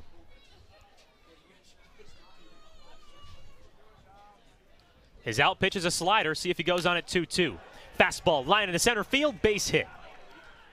DeLeo scrambles to right center, gets behind the baseball and throws it in. A one-out single for Maui Ahuna. The pitch that the Falmouth Commodores hit well, the high fastball. Hayden Dirk gave it to them aplenty on Thursday, and now Karsten and Hampton have both left heaters high in the zone. Here's a left-handed third baseman, Braden Taylor. First pitch, popped up, foul territory, over the press box. Braden Taylor 0 for 2 today.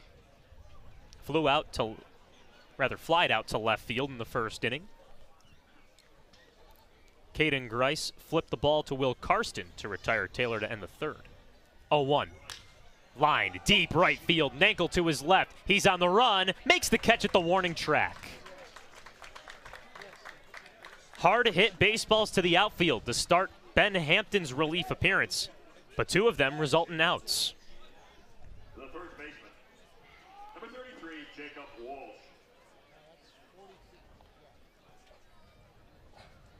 And that one had some carry to it. Only 314 in that corner, so lefties have the potential to reach that short porch. Here's another lefty, Jacob Walsh. First pitch goes through Temez's legs, rolls all the way to the backstop. Ahuna takes second.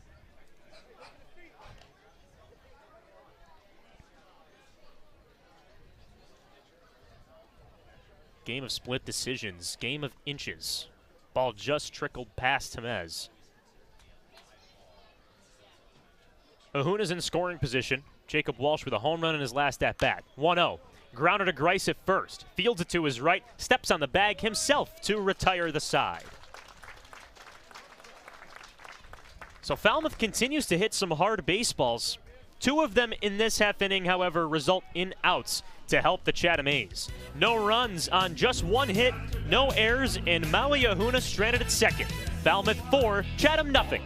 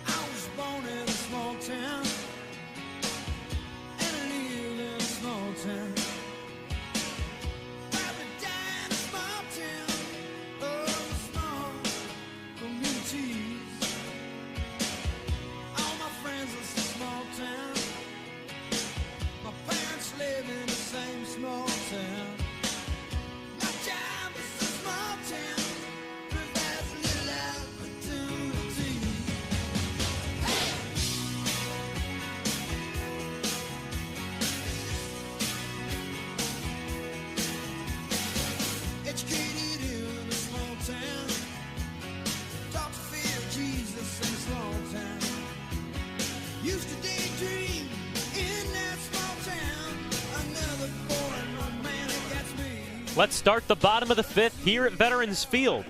The home Anglers have some work to do, trailing 4-0 to the visiting Commodores. Alongside Ian Unsworth, I'm Joe Puccio. Dominic Temez, the first hitter. He's the 6-hole hitter for Chatham tonight. Gets in the right-handed batter's box against the lefty Josh Hartle. Hartle from the full windup. Curveball drops in the zone for strike 1. Dominic Temez struck out swinging back in the 2nd. This is only AB so far. Temez 1 for 3 in Game 1 against Wareham yesterday. Hartle deals the 0-1. Fouled over Falmouth's dugout. Lands in the Little League field, adjacent to Veterans Field. 0-2 on the Alabama backstop. Gets back in the righty box. Hands held high. Bat in his right shoulder. Hartle kicks. Fires. Breaking ball bounces in the dirt. Cozart blocks it. Bounces right in front of him. 1-2.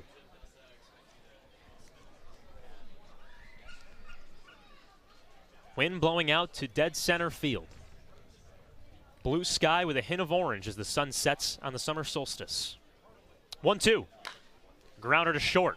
Mooney plays it. Oh, the third baseman gets in front of it. Taylor, scoop from the first baseman Walsh for the first out. Taylor charged towards his left, got in front of the baseball before the shortstop Mooney could get there. And a scoop from Walsh retires Temez for the first out. Taylor started late, flashed across the baseball at the last second. And because of that late move, almost didn't have time to set his feet. A really nice play from Walsh, getting low, watching the ball into his glove. First pitch to Nate Nankel. Curveball drops in the zone for strike 1. The third baseman's momentum shifted him towards that throw over to first base. Could have been the difference between safe and out. Here's the 0-1 to the righty Nankel. Another curveball, but that one's in the dirt. Cozart blocked it. Nankel tries to play putt-putt with the ball. Now gets it back towards the catcher, Cozart. Had to take a few putts at it. Looked like the awkward freshman at homecoming. Going back and forth. Do you take it? Do I take it? Do you take it? Do I take it? I'll go for it. No, you go. No. One of those situations. 1-1. Swing and a miss. Nankel's chin raised to the sky on that 84 mile an hour curveball. Counts at 1-2. Nankel hit a lot of line drives in batting practice and hit one in his first AB. If his swing gets too big, that's when Tom Holliday says he can't put it together. Hartle fires. Fastball just misses outside. Gets a glove pound from his catcher, Cozart. 1-2. Rather, 2-2. 3 hits for Chatham, no runs. They've left 2 runners on base. Hartle shakes off a few signs. Now gets the pitch that he wants. Kicks, deals. Fastball kisses the dirt. Full count. As Ian mentioned earlier, Nate Nankel had a single in his first AB. Went to second base on a wild pitch, but was stranded. The last runner on base, last runner stranded for Chatham. Full count offering. Grounder up the middle. Third baseman Taylor gets there. Throws on a hop and gets Nankel out for out number 2. Nankel just rolled over that baseball. Pulled it to the left side. And the third baseman Taylor getting some work in the bottom of the 5th. And that one clearly his baseball up the line. And he made a nice running play. Judged the high hop well. 2 gone, bottom of the 5th. Here's Noah Ledford. Switch hitter in the right-handed box. First pitch. Grounded up the middle. Glove from the pitcher. Hartle underhand flips to Walsh. And that'll do it for the bottom of the 5th. Chatham set down 1-2-3 on groundouts. Josh Hartle, through 5 full innings, has only given up 3 hits. Falmouth 4, Chatham nothing on the Cape Cod Baseball Network. Top of the 6th, coming up next.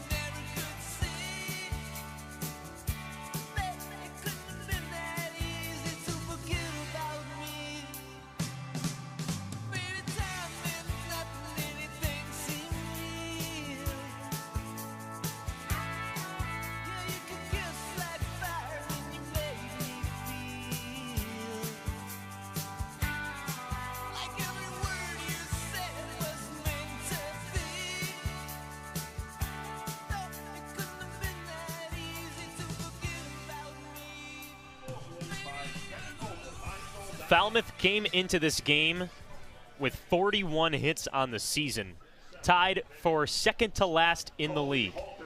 They are out hitting the A's 6-3 and have a 4-0 advantage as we start the top of the 6th inning.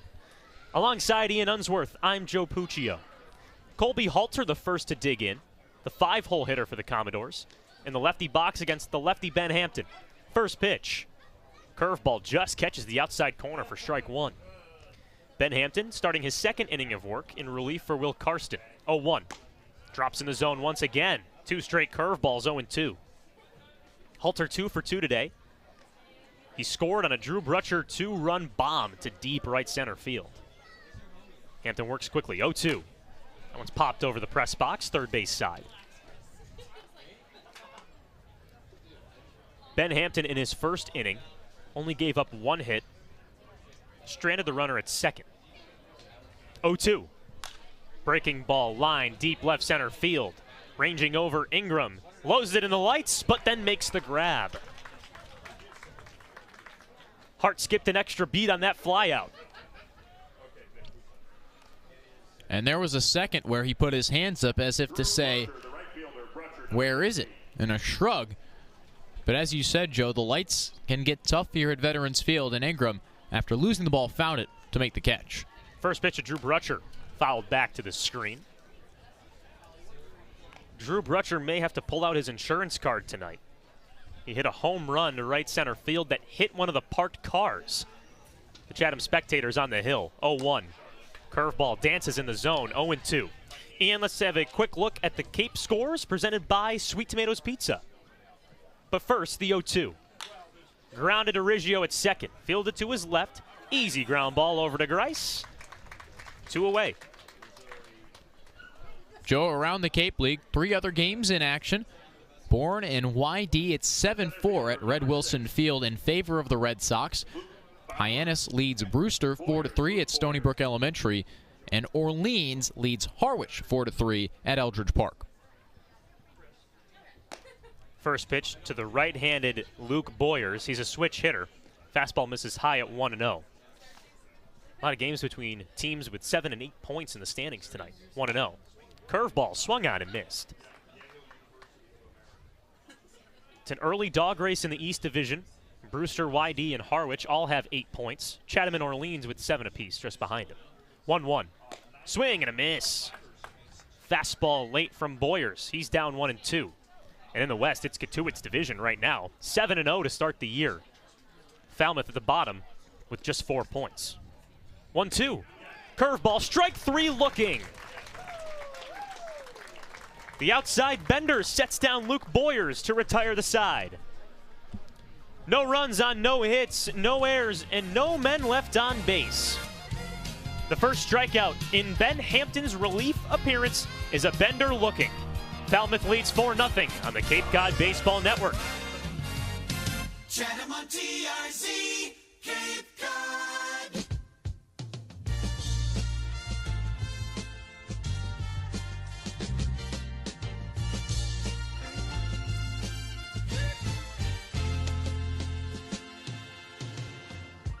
Ooh, child, things are gonna get easier. Ooh, child, things will get brighter. Ooh, child, things are gonna get easier. Ooh, child, things will get brighter. Someday, yeah, we'll put it together and we'll get it undone. Someday when your head is much lighter. Someday, yeah, we'll walk in the rays of a beautiful sun. Someday when the world is much brighter. Ooh, child, things are gonna be easier. Bottom of the 6th here at Veterans Field. The home Anglers trail 4-0 to the visiting Commodores. Falmouth has a Chatham Bars Inn call to the bullpen. Alongside Ian Unsworth, I'm Joe Puccio. Josh Hartle's night is done. The lefty from Wake Forest did damage, but now he passes the baton to a right-handed relief pitcher, Jake Peppers. Ian, what do we see from Jake Peppers? Well, Jacksonville State right-handed pitcher, 6'3", 180. Right now, giving us some breaking balls in the warm-up, 75 miles an hour on what looks like a slider. Would assume he's primarily a two-pitch guy, maybe working on the changeup as well. This will be his third appearance of the summer, an ERA at 5.40. He faces Adam Miola, the 9-hole hitter, first. And then Jake DeLeo and Rock Riggio when Chatham's order flips over. The final line for Josh Hartle, 5 innings, 3 hits, no runs, 3 punch-outs, and no walks. A dominant outing from the lefty from Wake Forest. And he only threw 55 pitches to boot. The righty from Jacksonville State gears up for his first pitch.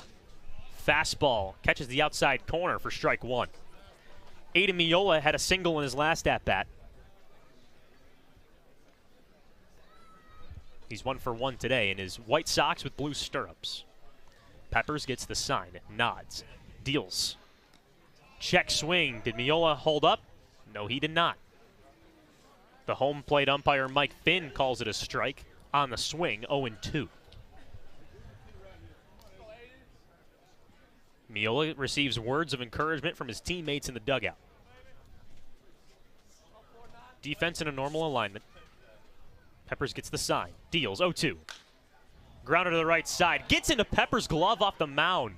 The righty does it himself, throws over to Walsh for the first out.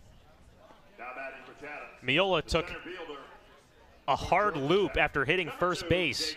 Went all the way around first base coach Travis Spruill. And meets up with Jake DeLeo. The next batter for the A's, 1 down. We saw 2 great shows of glove work from Hartle on the bump, and Peppers doing it as well. Falmouth pitchers fielding their positions extremely well. They don't need the 7 guys behind him. First pitch to DeLeo. Check swing, ball goes to the backstop. Call the ball.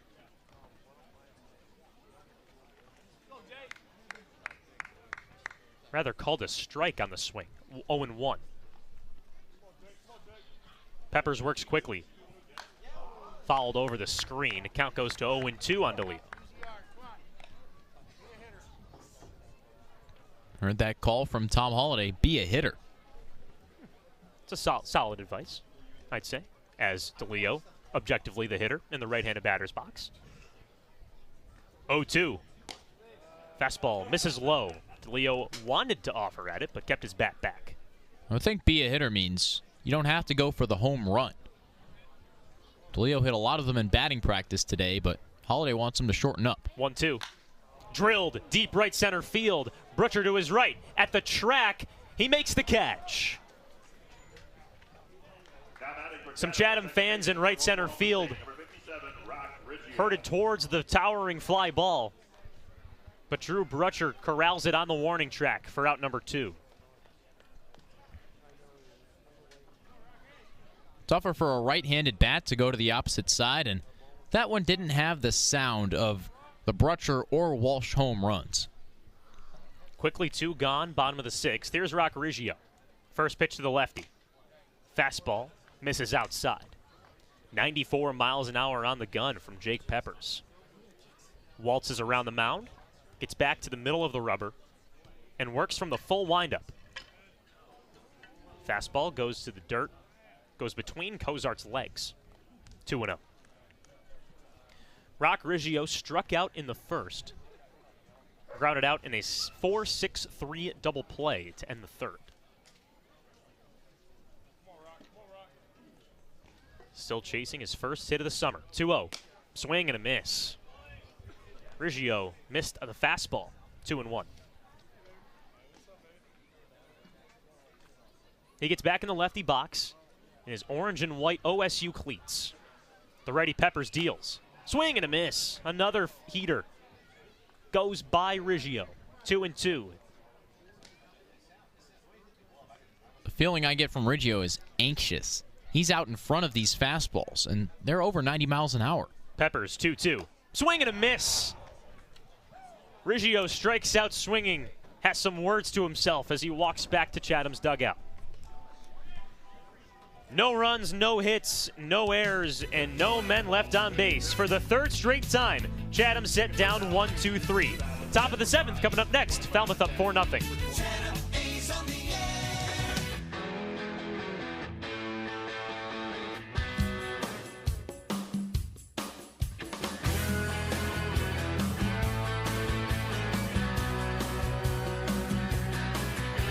Sun coming up over New York City.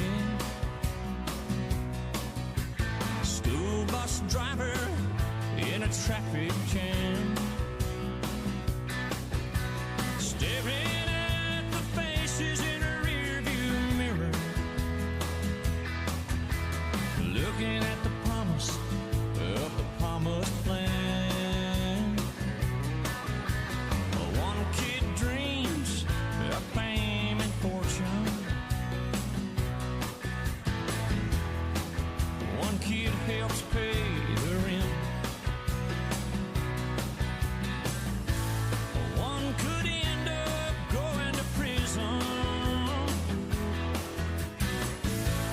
One just might be president. Only in America, dreaming in red, white, and blue. Top of the 7th here at Veterans Field. Falmouth up 4-0 on Chatham. The Commodores grab their bats, and they're ready to hit. Alongside Ian Unsworth, I'm Joe Puccio. Jacob Cozart, the 8-hole hitter, gets into the left-handed batter's box. First pitch from the lefty Hampton, squared around a bunt, pulled back at the last second. High fastball, 1-0. Miola crept in towards the grass. He now stands in line with the base path. Hampton works from the full windup. 1-0. Squared around a bunt, pulled back, curveball called strike. Not often you see a catcher bunting for a base hit. 1-1. Another curveball dances in the zone. 1-2. Well, Cozart was a .240 hitter at NC State this year. 35 hits. 1-2. Swing and a miss. Curveball in the dirt. Temez picks it up. Throws to Grice at first. Scored a 2-3 putout and a K for Ben Hampton. Out number 1. The left fielder, number 1, Anthony McKenzie. Maybe when you're 2 for 16, that's when you start trying things, such as bunting for a base hit. Here's a switch hitting left fielder, Anthony McKenzie. He's in the right-handed batter's box. First pitch from Hampton. Squared around a bunt, pulled back, strike 1. So Falmouth's been squaring around, but they haven't executed. It's 0-1 to McKenzie. Hampton deals. Bender misses inside. 75 miles an hour from Hampton.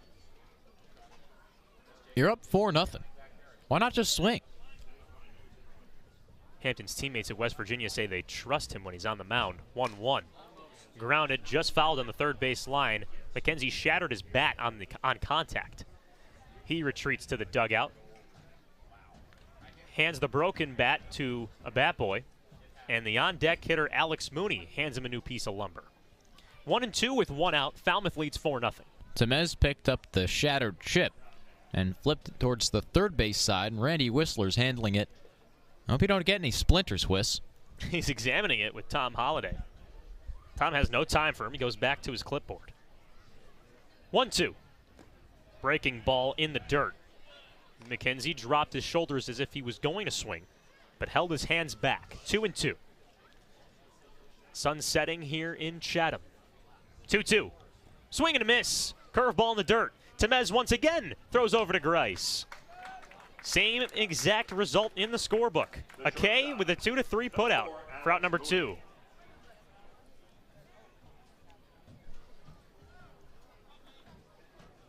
Hampton swapping out the baseball as well.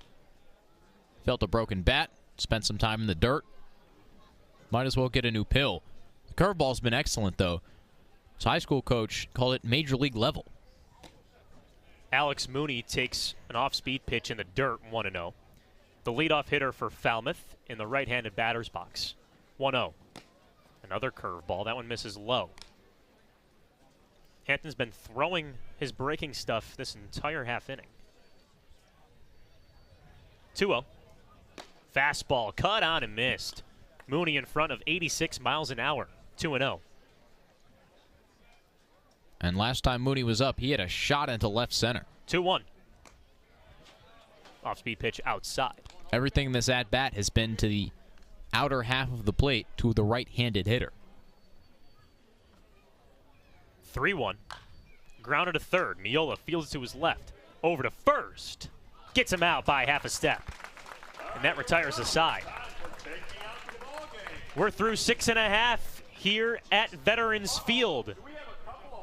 Falmouth leads 4-0 here on the Cape Cod Baseball Network. Let's send things over to Chatham's public address announcer, Peter Burns.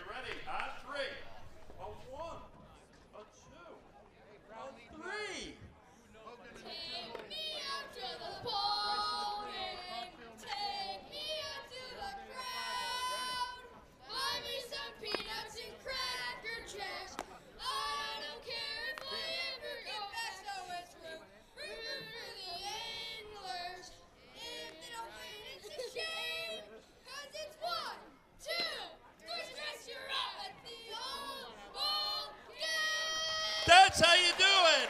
It's the 7th inning stretch. Get up and stretch.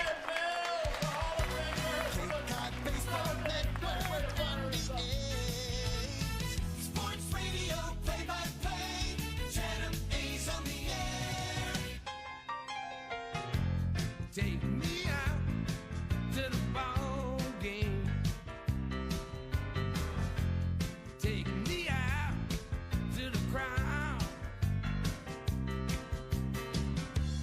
Buy me some peanuts and a Cracker Jack. I don't care if I never Bottom of the 7th here at Veterans Field. Pinch hitter to start things off for Chatham as the Anglers trail 4-0. Alongside Ian Unsworth, I'm Joe Puccio. Marcus Brown, the left-handed hitter, pinch hits for Adonis Herrera. It's a righty on lefty matchup. Jake Peppers in his 2nd inning of work. Marcus Brown shuffles the dirt in the lefty batter's box, stares at his hands, and gets back in. Peppers from the full windup, lifts his leg, deals. Fastball skips in the dirt.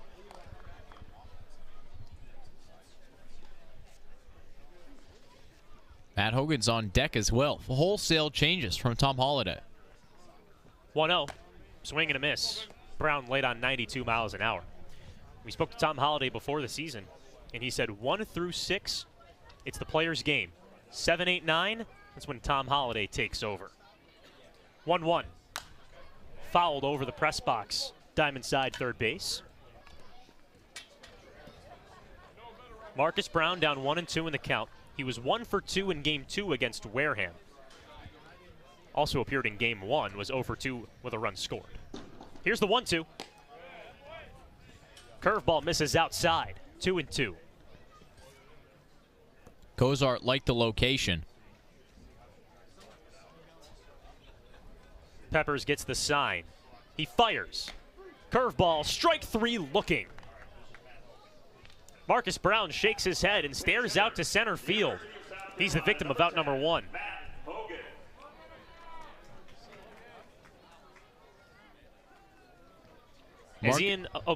Go ahead, Ian. Marcus Brown is unhappy. He's shaking his head talking to Caden Grice over there.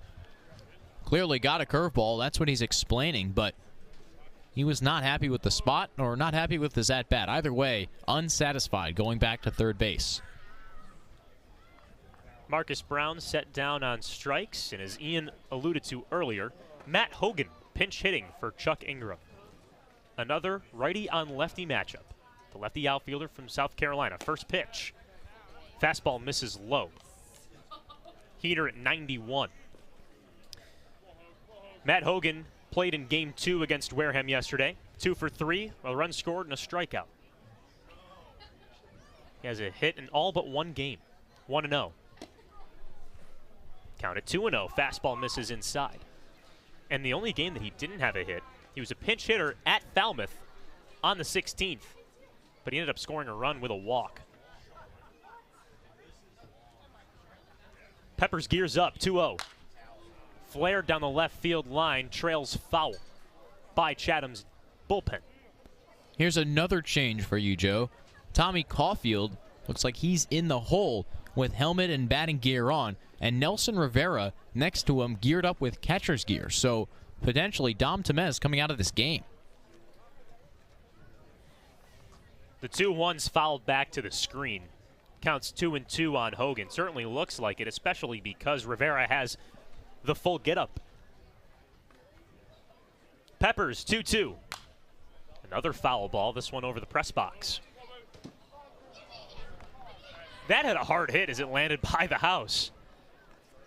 That wasn't a good sound. I don't know where it landed, but I heard the thump. That's normally not a good sentence. Here's the 2-2 to Hogan. Flared left field. The shortstop ranges over in shallow left. He makes the running catch. Alex Mooney ranges all the way from the normal shortstop position and makes the catch in short left field for out number 2. Great explosive speed. Usually a ball that drops where nobody can get it in that Bermuda Triangle of sorts between infielders and outfielders. But Mooney a solid jump and showed off the burners on his way to the catch. 2 away in the bottom of the 7th, and here's Caden Grice. First pitch to the lefty. Skips in the dirt, bounced a few inches in front of home plate. Cozart gloved it and threw it back to Peppers. Caulfield officially on deck. Grice gets back in the lefty box, calls time, readjusts his hands, and now he's set. 1-0. Swing and a miss. A healthy hack on 92 miles an hour. The count's even at 1. Now Guy Garabay's got a bat. Why not unload the entire bench? Peppers gets the sign, delivers. Fouled right over the screen. That one had the potential of landing in the press box. Just missed over our little window. 1-2.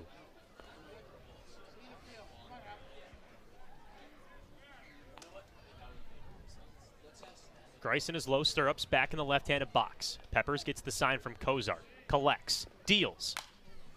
Fastball line foul. Another foul ball lined close to the press box. That one hit the netting. But if it didn't, I think we would have come away with a souvenir. The netting doesn't go straight across. There are gaps, little dips in the netting between the string wire and the net itself. And there's the potential for a ball to sneak through. I do have 2 sets of glasses in case he hits me. 1-2.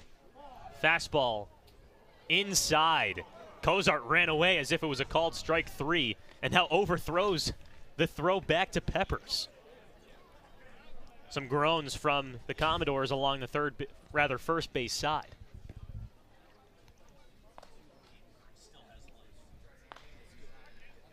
Grice gets back in the box, takes 2 taps on home plate, puts the bat on his left shoulder. Peppers, kicks, delivers. Curveball in the dirt. Check to third. No swing. Cozart looking for help from the umpires with a full count and 2 away in the bottom of the 7th. Falmouth still leads 4-0. Grice gets back in the box. Peppers, 1 shake, now puts his hands at the belt. He deals. Curveball. Strike 3 looking. Caden Grice shakes his head, has a quick talk with Mike Finn behind home plate. And that does it for the bottom of the 7th inning.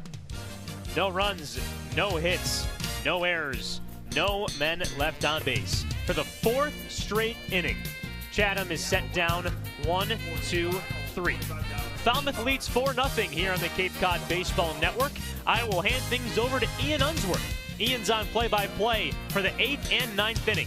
Falmouth up 4-0 here at Veterans Field. You're listening to Chatham A's Baseball on the Cape Cod Baseball Network.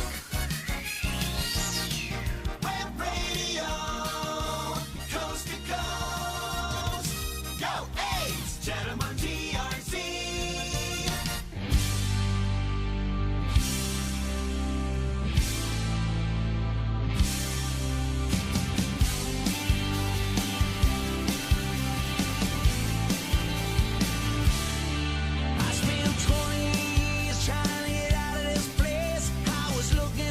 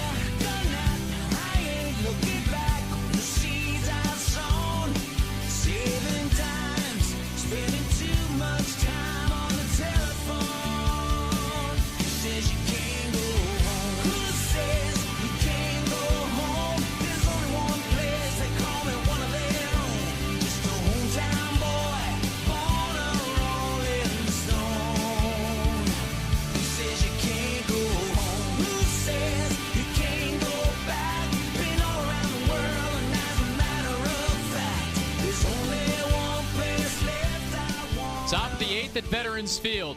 Falmouth leads Chatham 4-0. The Commodores 4 runs on 6 hits.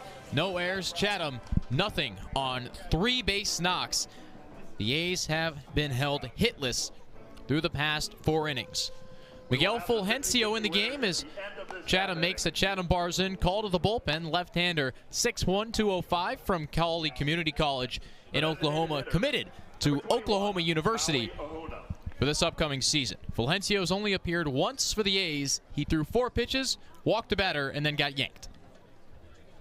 And that was just a matchup thing that Dennis Cook and Tom Holliday didn't like. So Fulgencio's only faced 1 batter so far this summer. We'll go against 2, 3, 4 in the Falmouth order. First batter, Maui Ahuna, the lefty. First pitch, a swing and miss. 90-mile-an-hour fastball from Fulgencio. Fastball, changeup, slider. Wholesale defensive changes for the A's as well. Get you those after the 0-1. Fulgencio sets, he fires. Slider in the dirt, ball 1. So Matt Hogan replaced Chuck Ingram in the last half inning in the batting order, hitting cleanup.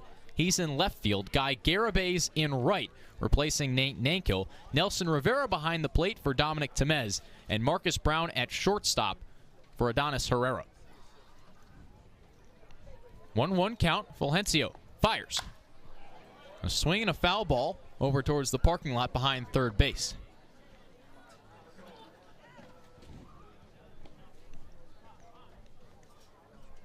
Ahuna today, 1 for 3 with a single, was stranded on second in the 5th.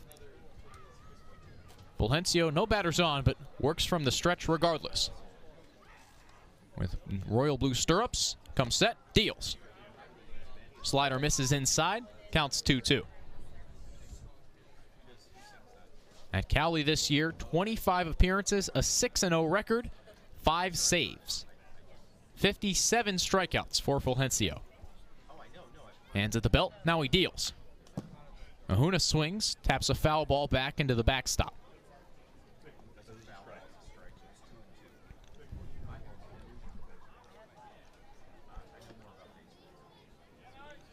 Fulgencio had 3 appearances in summer ball with Johnson City in the Appalachian League, an ERA of 2.73 in 19 1/3. Here's the 2-2. Half swing from Ahuna. He went around. 78-mile-an-hour slider, low and away. Rivera gloved it, applied the tag. There's the first out. Miguel Fulgencio's first Cape League strikeout. Joe, let's check out some Major League Baseball scores presented by Chatham Barzin, New England's premier oceanfront resort. Let's start down in Miami. The Rockies and Marlins tied up at 5 apiece. Chatham alum Connor Joe back in 2013 has a hit and a run for Colorado. Dodgers up 4-2 in Cincinnati. 1 out. First pitch to Braden Taylor. Swung on, popped foul over the press box. It's 5-5 Rockies Marlins in the top of the 5th. Middle of the 6th between LA and Cincinnati. Pittsburgh's up 5-1 on the Cubs at the end of the 4th inning. A battle in the DMV. The Nationals up 2-0 on Baltimore in the bottom of the 5th inning. More scores coming up after this pitch. Fresh pill for Fulgencio, 0-1. Fastball in, called strike. A slew of baseball games tonight. Yankees Rays down in the Trop. Tampa's up 3-2 in the bottom of the 5th. The Red Sox up 4-2 on Spencer Torkelson and the Tigers. Taylor 0 for 3 today. Here comes the 0-2. He swings, rips it back foul. Your Phillies, Ian, no score against the Texas Rangers. Every single time we check a Phillies score, it's no score. Well, they're down in Texas. Maybe it's because we check it so late. Phillies, Rangers, no score, bottom of the 2nd. 3 games have yet to start, beginning with the Royals and Angels at 9:30, D-backs and Padres at 9:40, and M's and A's at 9:40. 0-2 count. Fulgencio deals. Taylor swings ahead on a breaking ball and ropes it foul down the first base line. Spencer Torkelson's 0 for 1 against the Red Sox today, has a walk. Mentioned Connor Joe in the Rockies earlier. Sean Bouchard, another former Chatham A, made his debut a couple days ago for Colorado. That's your check on the MLB scores presented by the Chatham Barzin, New England's premier oceanfront resort. Taylor bent knees in the left-handed box. Fulgencio fires. A swing, a ground ball down the first base line, foul. That ground ball hit chalk on the first base line. Saw a white puff come up, but then landed to the right side of the bag. So it was a foul ball, but stayed fair to the very last moment. Grice was right behind it, and as soon as it was called foul, he knocked it down to the ground with his glove. Chatham trails Falmouth 4-0, top of the 8th at Veterans Field. One out, Miguel Fulgencio on the bump in his second appearance for the A's. Fulgencio, a deep breath, he fires an 0-2. Taylor swings, pops it high in the infield. On the first base line, Grice called off, and Riggio drops the baseball. Taylor safe at first base.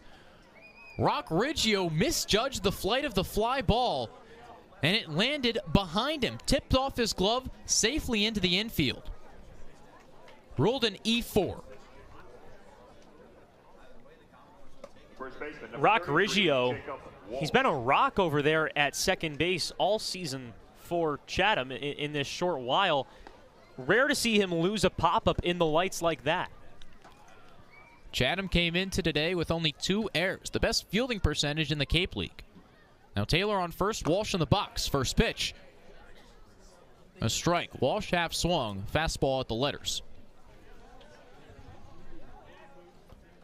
Rock Riggio had 6 errors this past season at OSU, but a fielding percentage at 98. A pop fly that felt like it hung up there forever. 0-1 comes in. Walsh swings and misses. Quickly 0-2 to the Oregon first baseman. The lights could have played a factor as well. And now this just sets up a double play ball, right? You have to look forward, right? You can't reminisce about what happened in the past. Just look forward here, try and set up the double play ball. 0-2, Fulgencio fires. Walsh strokes a line drive to left. Hogan under it, makes the grab.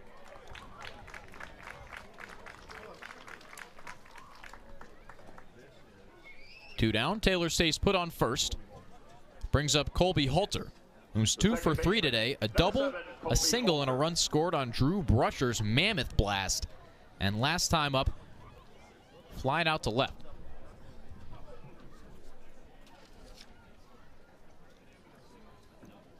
Colby Halter came into this game with a .300 batting average. Granted, only played 5 games. Fulgencio set, fires the first pitch. Off-speed low, Rivera blocks it. 1-0 to Halter, who only saw 1 at-bat against Chatham last time around. In his first Cape League appearance against the A's last Thursday, pinch hit and walked. Fulgencio checks first. Taylor dancing off the bag. Pitcher now fires. Fastball up. And Halter swings and misses.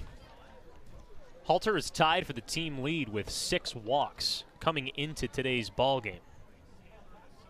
Halter 2 for 3 today. He's put the ball in play just a few times, but is selective at the dish. He twirls the bat, bounces it off his back shoulder. Lefty on lefty. Fulgencio fires. Hot ground ball past Brown into left field. Taylor moves up 90 feet with 2 outs, 2 on for Falmouth. Fastball outside part of the plate. Halter puts his hands to it and finds the hole between short and third. Normally Marcus Brown is in that hole as that stopgap shortstop, fielding it deep, but that was just hit to the perfect spot. Brown was pinched towards the middle as Chatham attempted to get that final out. And Brown was watching for the steal as well, just in case Taylor took off. First pitch to Brutcher, bounces in the dirt. Both runners move up 90 feet. It hit Rivera's left shin pad and bounced behind the plate. And the call from the third base dugout, you have to be better than that. It's silly mistakes that'll cost you games in this Cape Cod Baseball League. Especially because the Commodores are up 4-0. There's no room for error. No pun intended, of course. Brutcher stands tall in the left-handed box. Fulgencio fires. Called strike, outer half. Slider at 80 miles an hour.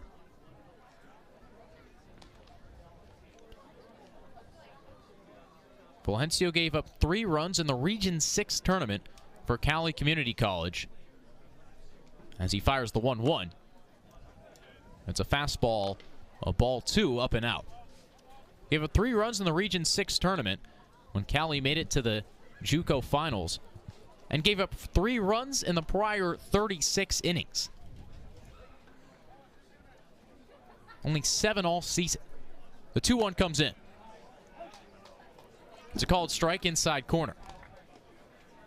7 earned runs in 44 1/3 innings pitched for Miguel Fulgencio.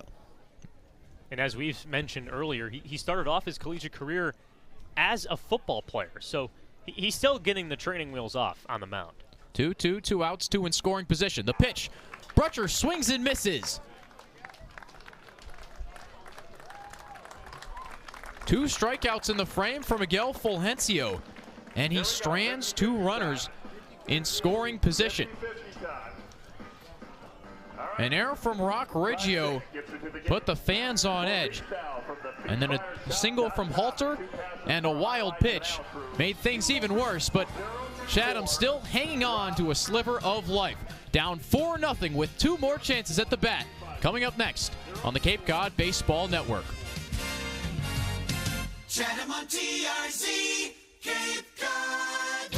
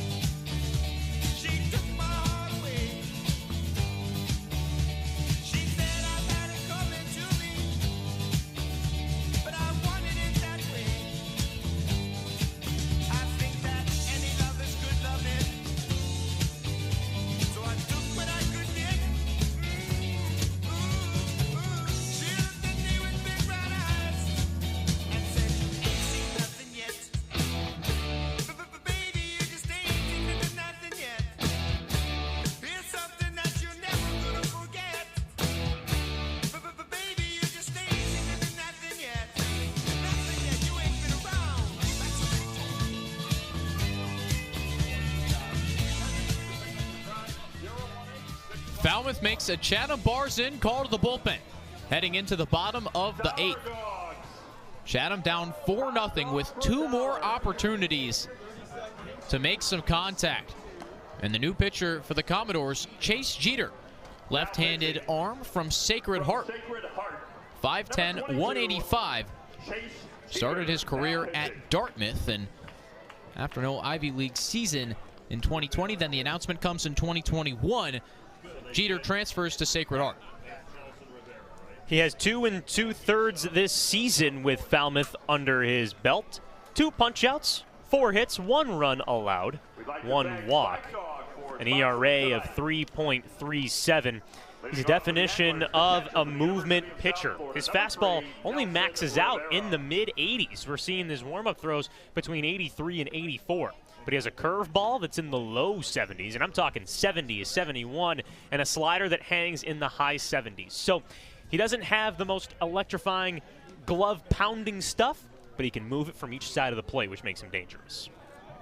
Jeter, a 7.36 ERA at Sacred Heart this season.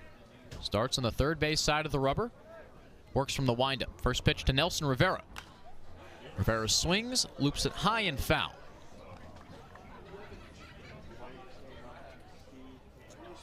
Rivera's first at-bat in this ball game replaced Dominic Temez in the last half inning.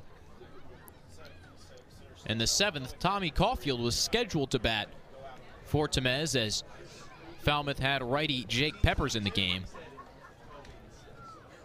But Caulfield can't catch, obviously. And the left-handed pitching change brings the right-handed bat to the dish. Rivera, a wide stance. Jeter fires. Misses outside with the curveball at 71. Chase Jeter played in Falmouth last year as well. 20 innings pitched, 8 earned runs on the ledger.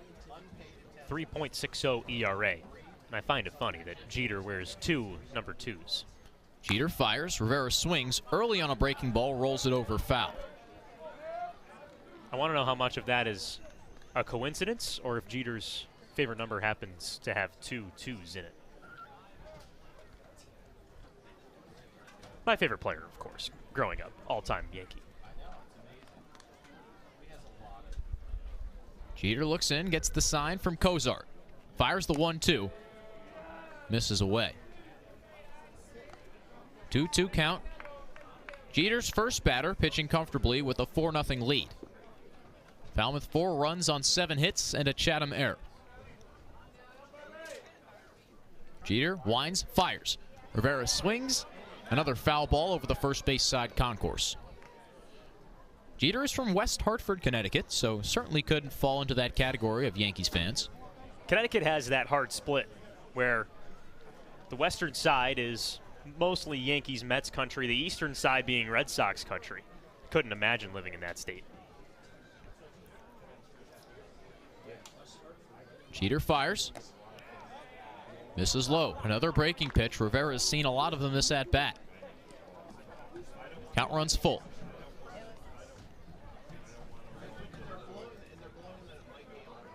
Rivera chokes up on the bat. 2 strikes. Jeter deals. Rivera swings. A short fly ball over the head of the second baseman and in front of Brutcher.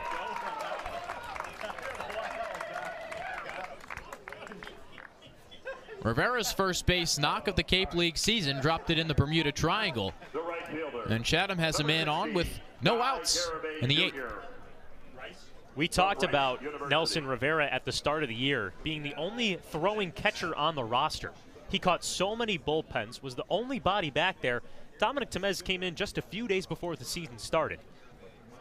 The Alabama backstop's been behind home plate for most of this season, but it's good to see that Rivera finally gets that Cape League hit under his belt because he's been here the longest. Another one of the defensive substitutions, Guy Garibay in the lefty box. Jeter from the stretch, first pitch. Bounces to Cozart, who picks it cleanly. Rivera scampers back to first. The objective here is to not get out on the base paths. Rivera just represents 1 run, and Chatham needs to get 4 to tie.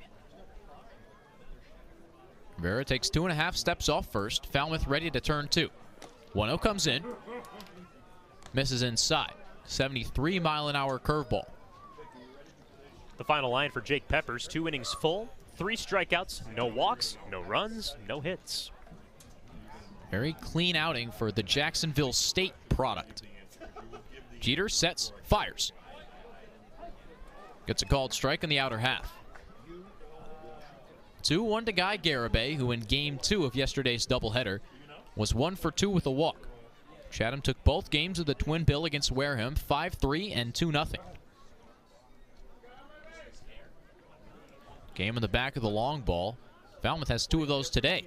Jeter throws. A called strike. 2-2. Fastball in the outer half. So Falmouth started their youngest pitcher in today's game. Josh Hartle, born in March of 03. Chase Jeter, the oldest pitcher, born in April of 2000. Hands at the belt. Jeter fires. Breaking pitch way inside. Garibay moves his arms out of the way. Second straight full count for Chase Jeter. Rivera peers across at Randy Whistler, who has his hands in his pockets. No signs. Short lead for Rivera. Garibay ready. Full count pitch. Outside, ball 4.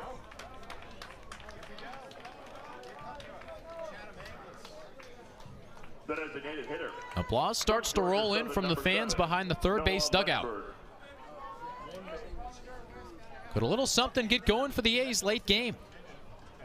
I mean, you have Noah Ledford, power bat switch hitter. Could get something started, but I'm more looking forward to the order flipping over with DeLeo and Riggio.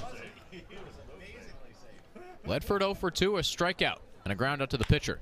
First pitch swing, slow roller to short. Mooney fields it behind the bag, flipped to second for 1 to first. Double play.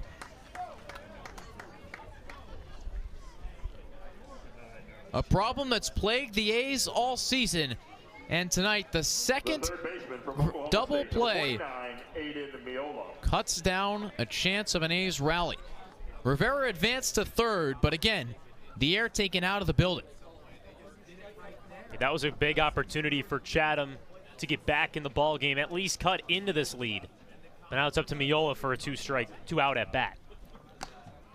Miola takes the first Jeter offering. Outside corner, strike one. 1 for 2, a single and a ground out back to the pitcher. Miola 10 for 35 at Oklahoma State this year. 0-1 comes in. Off speed, low. Count evens at 1 apiece. Chatham shut out today thus far. No runs on 4 hits. Bottom of the 8th at Veterans Field. 1-1 from Jeter. Skips away from the catcher, and Rivera comes home.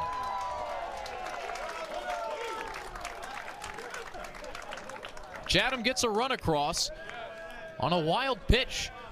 Jeter spiked the breaking ball in the dirt. Kozart couldn't corral it, and Rivera came home easily.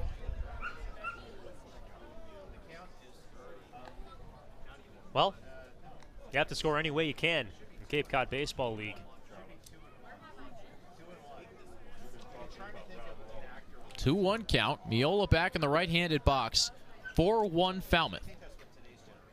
Jeter winds, fires. Miola down to a knee, swinging. Hits a cue ball towards first. That's foul. Travis Sproul picks it up in the first base coach's box, flings it towards the third base dugout. Only 4 outs to work with here for Chatham and nobody on. So, tough spot for the A's. 2-2 to Miola. Jeter comes home. Miola swings and fouls it off of Kozart's chest protector.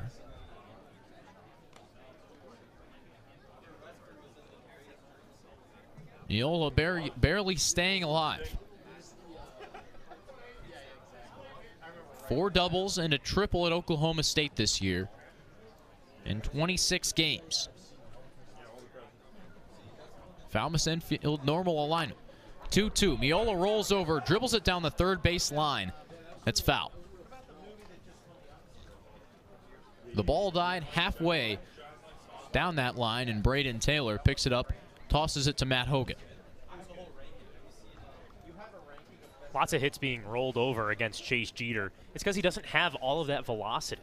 You mentioned when he come out here, his fastball's only topping in 83, 84 miles an hour, so it's all in the movement. A huge change of pace, especially from last night when Chatham saw Eric Swan from Wareham throw in the high 90s. Jeter peering in for the sign, gets it from Kozart. Delivers the 2-2. Miola swings and misses. Strike 3 ends the inning.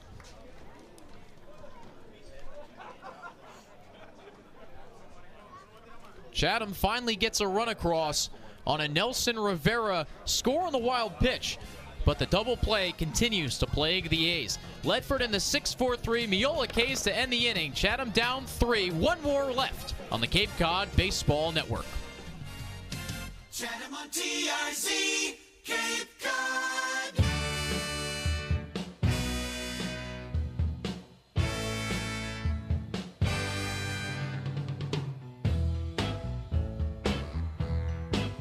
I'm gonna wait till the midnight hour. That's when my love comes tumbling down. I'm gonna wait till the midnight hour when there's no one else around. I'm gonna take you, girl, and hold you, and do all the things I told you in the midnight hour. Yes, I am. Oh, yes, I am. One more thing I just wanna say right here. I'm gonna wait till the stars come out and see that twinkle in your eyes. I'm gonna wait till the midnight hour. That's when my love begins to shine. You're the only. One more inning of baseball left in Chatham. The Commodores of Falmouth lead the A's 4-1. Alongside Joe Puccio, I'm Ian Unsworth. Lights on, sunset behind us. The summer solstice of June 21st. It's 9:01. It's all dark. Still can see a little bit of light past the American flag in center field. A bit of orange peeking out behind the tree line, but nearby it's all navy blue up top. And Chatham makes a Chatham Barson call to the bullpen. First appearance for Ricky Williams. In an Anglers uniform, sophomore from Clemson. Right-handed arm, 6'2", 200. Boyers, the center fielder, number 6, now batting for Falmouth. As Ian mentioned, the first time that we're seeing Ricky Williams in a Chatham uniform this season. First time we're seeing him on the bump. He works from the windup. The first pitch to Luke Boyers. A ball low and away. Williams on the first base side of the rubber. Body slanted towards third. Kicks and deals. Boyers swings and misses. Ricky Williams with 21 1/3 innings with Clemson this past year. A 2.95 ERA, 12 Ks, and 13 walks. He steps back, lifts the leg, fires. Fastball down the heart of the plate, strike 2. 92 miles an hour on the gun. Before Williams, Miguel Fulgencio went an inning, allowed a hit, stranded 2 runners on with 2 strikeouts. Williams deals the 1-2. Fastball just inside. The Chatham dugout liked it. Whole lot of hooting and hollering from the A's tonight. Trying to keep home plate umpire Mike Finn on his toes. Trying to get Williams his first Cape League strikeout. He deals the 2-2. Breaking ball low and inside. Good plate discipline. Plate discipline from Luke Boyers in this at-bat. He has 2 strikeouts tonight. He also flied out to right. Another 2-strike pitch. Boyers swings, taps it towards the third base dugout. Our counterpart, Carter Bainbridge, called Boyers a guy Falmouth was looking at to jumpstart the order. This is first game in a Commodores uniform. At TCU, he hit .250. Williams fires a full count pitch. Boyers swings and lifts it foul towards the third base side parking lot. And they put Boyers in the 7th spot in his first game of the season. So to call him someone that lights up this lineup, sort of burying him in that 7th spot. He was a .307 hitter as a freshman. Oof. Williams deals. Boyers stays alive with another pop fly foul. That one had a hard thump over by the house that's adjacent to Veterans Field. That hit a car, I believe. Oh, yeah, that hit a car. Hit the roof, so I don't think any glass shattered. Windshield? Okay. Full count. Williams fires. Boyers swings. Foul ball. It snuck between Nelson Rivera's legs. The catcher popped up immediately. Everyone else thought it was strike 3. Including myself, but home plate umpire Mike Finn said it was a foul tip. Didn't go in the catcher's mitt, so he gets to stay alive. Boyers digs back in. Another full count pitch. He swings a slow dribbler down the first base line. It stays fair, and Grice fields it, taps the bag. First out of the inning. Ball was dancing right next to that chalk line.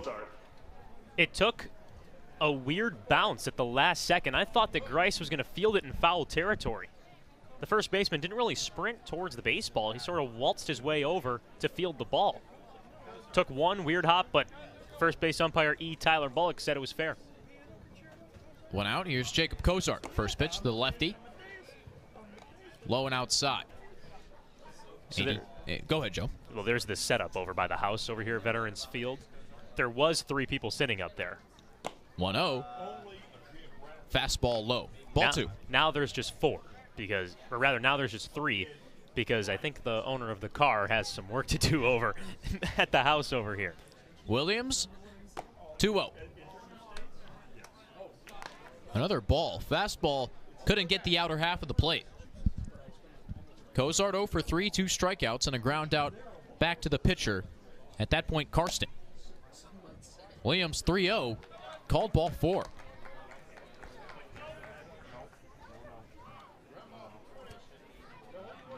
Two fastballs that looked pretty close, but Cozart a free pass to first on 4 pitches, and a pinch hitter for the Falmouth Commodores.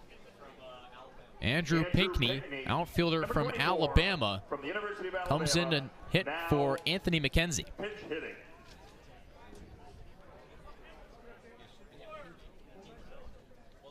Pinckney was 0 for 4 against Chatham on Thursday.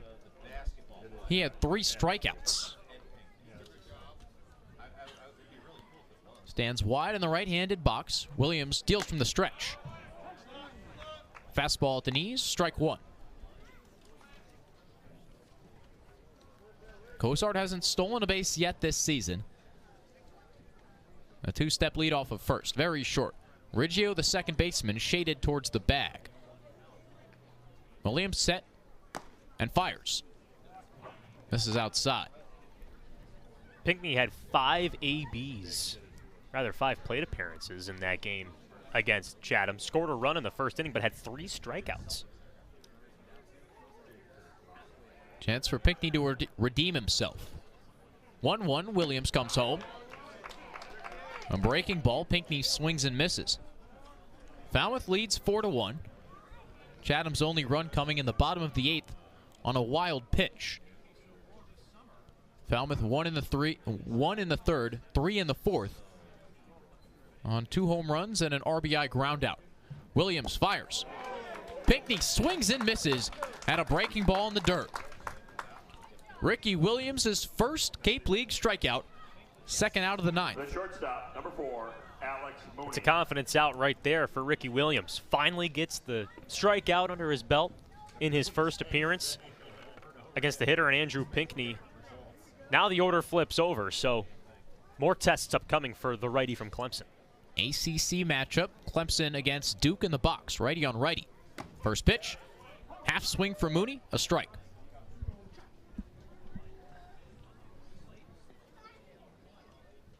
Mooney this year at Duke hit .292 in 54 games, tied for the team lead in average. Williams set hands at the belt, lifts the leg, fires. Mooney swings, hits a towering fly ball to center. DeLeo ranges to his right and makes the grab in left center field. Ricky Williams' first inning in an Anglers uniform is clean, but the Chatham Bats still have work to do. The A's trail 4-1 after 8.5. Chatham with 1 run on just 4 hits. Falmouth 4 on 7 and 2 blasts. Yesterday, the home run ball powered Chatham. Today, the Commodores, the opponents of the A's, doing the same. One more chance for Chatham to put runs on the board, coming to you next on the Cape Cod Baseball Network. Web radio, coast to coast. Go A's, Chatham on DRC.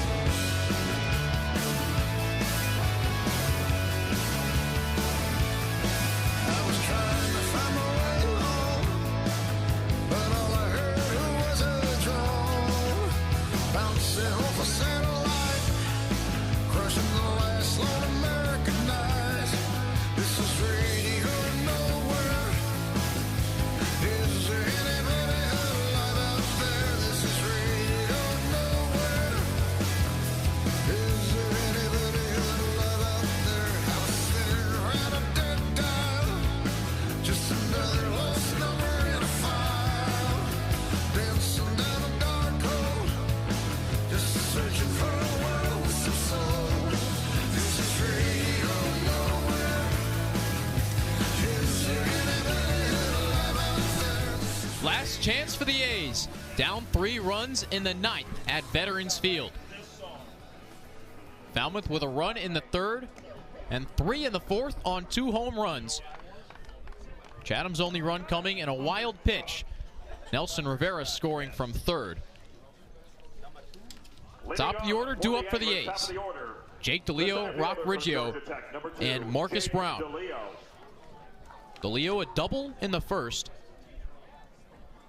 A fielder's choice where he reached, and then a fly out to right field. Andrew Pinckney stays in the ballgame for Falmouth, taking over in center field. He bumps Luke Boyers to left. DeLeo waves the bat. Chase Jeter's first pitch. Low and outside. Jeter's second inning of work. A run he allowed earned. Struck out Aiden Miola to end the bottom of the 8th. From the windup, Jeter.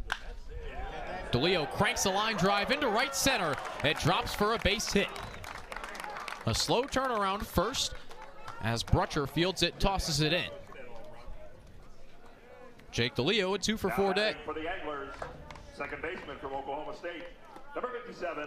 Well, now his third start of the season for Chatham and his third multi-hit game. 2 hits against Brewster, 2 hits in game 1 against Wareham. This is now his third start. He has a double and now a single on his leisure. Tom Holliday said DeLeo's playing for draft stock as the first pitch comes into Rock Riggio. It's a called strike off speed on the outer half. DeLeo, one of those guys playing to improve his draft positioning as he is eligible. And right now, 3 big-time games in Chatham with scouts present. Hopefully bump DeLeo up in that pecking order. 0-1 to Riggio. Jeter fires. And gets a called strike in the outside corner. Cozart dropped the baseball, yet Mike Finn called it a strike immediately. Riggio down in the count, 0-2. Falmouth infield pinched up the middle. The Commodores have already turned 2 double plays today. Riggio hit into one of them in the 3rd. Short lead for DeLeo. Pitch comes home. Riggio swings early on off speed. It's fouled on the first base line. A lot of jeers towards home plate umpire Mike Finn's call. Not only from the A's themselves in the third base dugout, but from the fans as well.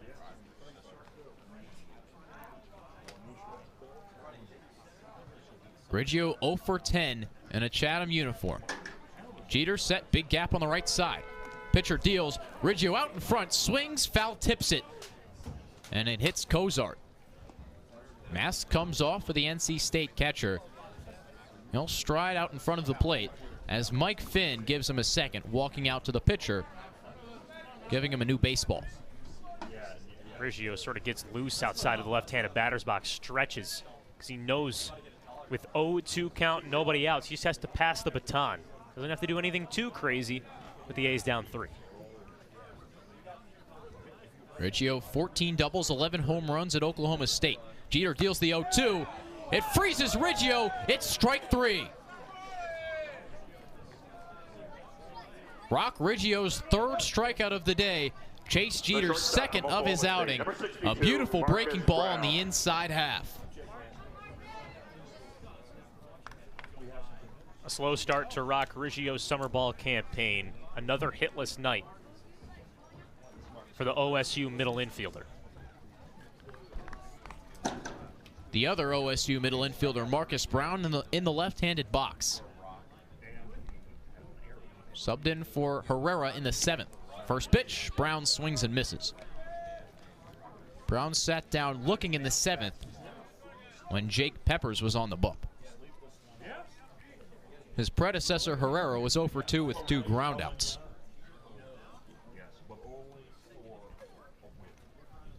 Jeter set, peers at first, now fires. Breaking ball down the pipe, and Brown watched it all the way. Quickly down 0-2. And Brown watched strike 3 in his pinch hit appearance in the 7th. DeLeo on first.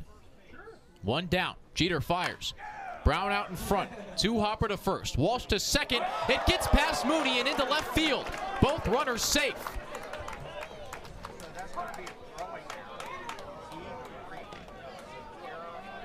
Error on the first baseman, Jacob Walsh, who had an easy time fielding the grounder, but his throw sailed to the left of the second base bag. An error on Walsh keeps the inning going. Well, Chatham has the best fielding percentage in the Cape League. Falmouth, the worst. That's now the 13th error this season for the Commodores. It pretty much keeps the game alive. That could have been a double play ball. Certainly looked like a slow 2 hopper. First pitch to Hogan. Vicious swing and miss. breaking ball ties up Matt Hogan. 5 for 12 this season. Hogan hit a shallow pop-up to left field, taking over for Chuck Ingram in his last at-bat. Mooney caught it on a dead sprint. Jeter fires the 0-1. Hogan waves and misses. Head towards the light post in right field. Hogan hit a couple of batting practice balls onto Depot Road before the game started. DeLeo on second, Brown on first. Tying run at the plate. Jeter fires. Misses low with the fastball. 1-2 count, 1 down. And a couple of the Commodores hanging out on the top railing of their dugout slap the pad that they're resting on, thinking it was strike 3. Falmouth leads 4-1. Chatham's only run in the bottom of the 8th. 1-2 comes in. Hogan out in front, swings and misses.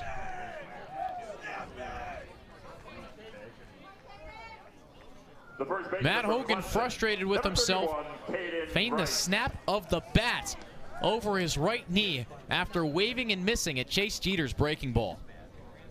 That's a filthy bender from the left-hander. Got Hogan out in front of it, and that lefty-on-lefty matchup, it favors the pitcher. Hogan in front of that off-speed stuff, and now another lefty-on-lefty battle here with Grice. Chatham hitters have struck out 9 times. Caden Grice in the left-handed box. First pitch. Strike 1, 84 down the chute. 2 runners on for the A's. Chatham's only stranded 2 today on 4 hits. Been a slow offensive day. Jeter fires. It's a called strike in the outside corner. 75-mile-an-hour curveball. Caden Grice with a look back at Mike Finn. And a chorus of moans and groans from Chatham supporters and players. Grice stands tall in the left-handed box. Jeter set, 0-2 count. Here's the pitch. Up and in, ball 1. Jeter started walking towards the catcher like the game was over. Now that was a high fastball. Caden Grice took that one all the way, but he's looking for anything middle away. Right side of the infield back. Halter on the grass. Jeter set. Here's the 1-2. Off speed and hot grounder to first. Walsh fields it forehand side, flips to the bag. In time. That's the ball game.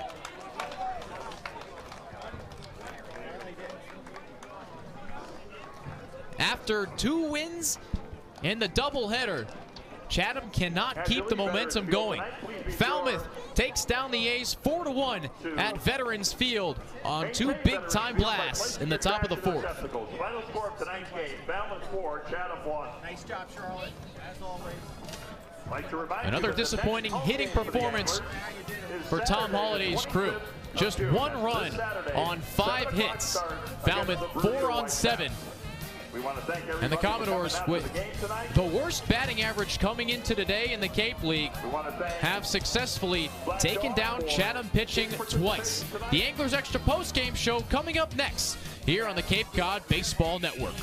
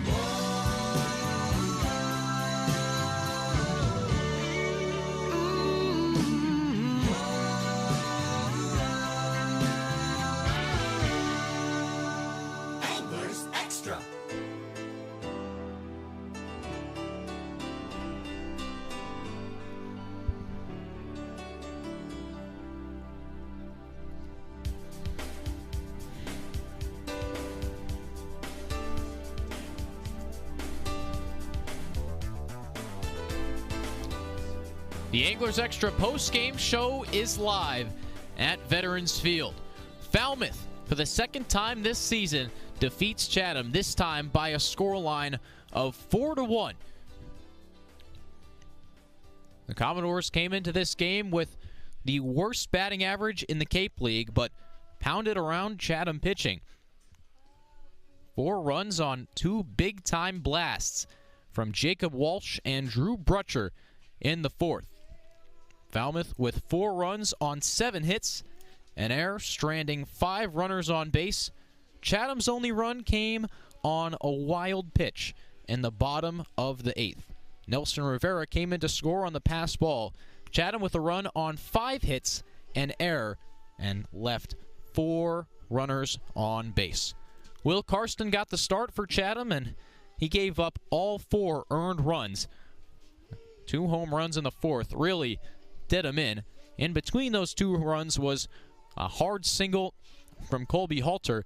After that Brutcher home run, a hot shot to right off the bat of Luke Boyers. Luckily, Nate Nankel in right field was able to make a running catch. Karsten was followed by Ben Hampton, who in 3 innings pitched 3 scoreless frames, 3 strikeouts. Miguel Fulgencio threw an inning for the A's, 2 strikeouts, a hit, and he stranded 2 runners on base. And then Ricky Williams made his Chatham debut, and he pitched a scoreless top of the 9th with a strikeout and a walk. On the Falmouth side, it was Josh Hartle who got the start. Young left-hander, freshman from Wake Forest, and Hartle was excellent. Only threw 55 pitches through 5 innings. 3 of those, the last 3, 1, 2, 3 frames. Allowed 3 hits, struck out 3, no walks, no runs. After Hartle was Jake Peppers, who threw 2 frames, struck out 3, and then Chase Jeter finished up the ball game. Not the Chase Jeter that played for Duke or Arizona. No, Chase Jeter, the lefty from Sacred Heart, who's a Falmouth Commodore for the 2nd year in a row. He gave up the only run of the game for Chatham. It was earned, but he also struck out 3 Anglers' bats on the way to the save. Chatham's next contest is tomorrow. The A's still on this tear of 9 games in 7 days. Started with the doubleheader against Wareham yesterday. It was a 5-3 win and a 2-0 win. Both of those games, Chatham powered by the home run. Jake DeLeo's grand slam was a big-time momentum swing for the A's in the first contest. That put the game away for Chatham. And then in the second game, 2 runs was all the A's needed. Caden Grice hit a 2-run bomb in the bottom of the first. But today, Grice was 0 for 4. 2 groundouts to second, a strikeout, and a grounder to end the ball game. Hot shot to first with Jacob Walsh, fielded forehand side and flipped to the back. Standout performers for the Falmouth Commodores. Colby Halter, 3 for 4, a single, a double, and another single. Scored a run in the 4th on the Drew Brutcher blast. His double in the 2nd was the first real hard-hit ball off of Will Karsten. Jacob Walsh had the other home run, the Falmouth first baseman from Oregon. His was a line drive that just kept on carrying. The wind was blowing out today at Veterans Field, and boy, were balls flying out of here in BP. Cooper Engel hit about 7 or 8 home runs. Matt Hogan hit one onto Depot Road. But in the game, it was Falmouth hitting all the big-time blasts. For Chatham, Jake DeLeo went 2 for 4, continuing his streak of multi-hit games. He's played in 3 contests for the A's, and he has 3 multi-hit contests today. A double in the first. That was actually the first Chatham batter of the ballgame, Jake DeLeo. And then a single in the 9th. He was stranded on second with Caden Grice's dugout. Tom Holliday is meeting with the team down the third base line. They've just broken up. Holliday has proven to be rather long-winded after losses. Yesterday's meeting was rather short as the team played 2. We were on the air for about 5.5 hours. Not a great offensive performance from Chatham today. Just 1 run on 5 hits. But there was a debut for the A's on the pitching rubber for Ricky Williams, who pitched a scoreless ninth. Here's Joe Puccio down in the field with Ricky Williams. The Anglers Extra Postgame Show continues here at Veterans Field. Chatham falls 4-1 to Falmouth. I'm Joe Puccio, and I'm here with Clemson right-hander Ricky Williams. He was the last reliever out of the bullpen, pitched 1 inning, had a strikeout. Ricky, your first appearance this season on the Cape, what was it like? It was good. It was everything I expected. The crowd was in it, and unfortunately we took the loss, but I was just glad to get in there and let the defense work behind me and throw some strikes. So was your stuff working out there today? Yeah, slider was doing pretty good, and I was locating the fastball a little bit other than that one at bat, but other than that, everything felt good. So coming into the game later on, what's your mindset throughout the entire ball game? Well, kind of not knowing if I'm going to throw or not. I'm always just kind of try to stay focused and kind of get loose throughout the game and kind of just make sure everybody's up in the bullpen and just moving around and stuff and just having fun with it also. You know, baseball's, you got to have fun. So you have a few Clemson teammates here in Chatham. What's it like playing with your fellow Tigers? Oh, it's great. You know, just seeing some familiar faces and getting to just continue the friendship throughout the summer and stuff like that and talk about memories we had this year is great. So I'm enjoying it. What did Tom Holliday say to you guys after the game? He said offense needs to step it up against the lefty, but hey, you have those days. Everybody has bad days, and we'll put it together. Pitching's doing great, and hitting's going to back us up sometimes, so we'll be good. Back on the road tomorrow against Bourne, what's the team's mentality? Just come out ready to play, you know, get a good sleep tonight and wash it off and come back ready to play, so we'll be good. Ricky, good job tonight. Thanks for taking the time. Yes, sir. Thank you. That's Ricky Williams from Clemson as Chatham falls in the home game here against Falmouth. Let's go back up to the booth, Ian Unsworth, as the Anglers Extra Postgame Show continues. Joe Williams might be the only positive for the A's tonight. He had a scoreless ninth in his Chatham debut, also recorded his first strikeout. Falmouth takes down Chatham 4-1 at Veterans Field. The Commodores with 4 runs on 7 hits, improving to 3-6 on the year. Chatham falls to 3-4-1. Drop it back to 4th or maybe 5th place in the East Division of the Cape Cod Baseball League. Let's listen back to the highlights from Veterans Field. For the A's, not too many, but we start in the 3rd, where Falmouth picked up its first run of the game. Anthony McKenzie got on with a walk, stole second. Alex Mooney doubled him to 3rd, and then Maui Ahuna drove in the game's first run. Karsten comes set. 2 runners in scoring position for the Commodores. Pitch comes in. Slow roller to second. Riggio fields it on the run. Throws to first. McKenzie scores. Mooney to 3rd. And Falmouth leads 1-0 on the RBI groundout from Maui Ahuna. So a rather simple way to score the game's first run. RBI groundout. You work a runner across the plate, and Falmouth played the small ball well. In the 4th, the next frame for the Falmouth Bats, it was the exact opposite, and it started with the leadoff hitter, Jacob Walsh. He gets set for the 1-2. Breaking ball lined deep right center field. DeLeo runs over. It's gone! Jacob Walsh finds the hill in right center field. Falmouth leads 2-0 on a deep ball from Jacob Walsh. His first home run of the Cape League season. It was a line drive that just kept on going from Jacob Walsh. Solo shot made it 2-0 Commodores. And then after a Colby Halter single, Drew Brutcher hit one. You just knew it off the bat. Carson glanced towards second, deals. Another deep fly ball, right field. That one is way gone! On to Depot Road. A 2-run blast from Drew Brutcher. It's now 4-0 Falmouth. And if you could hear the chatter in the background, it was about potentially hitting a car.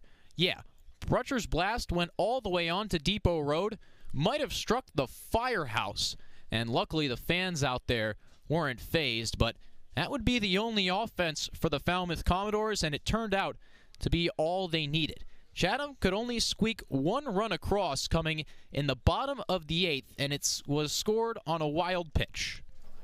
1-1 from Jeter, skips away from the catcher, and Rivera comes home.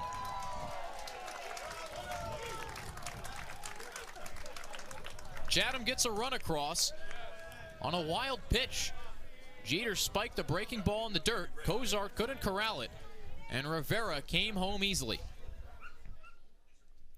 Falmouth shut down in the ninth. There was one chance for Chatham bats, and DeLeo and Brown both got on base, so 2 on, 2 out for Caden Grice. But unfortunately, Chatham could not keep the win streak going. Halter on the grass. Jeter set. Here's the 1-2. Off speed and hot grounder to first. Walsh fields it forehand side, flips to the bag. In time. That's the ball game.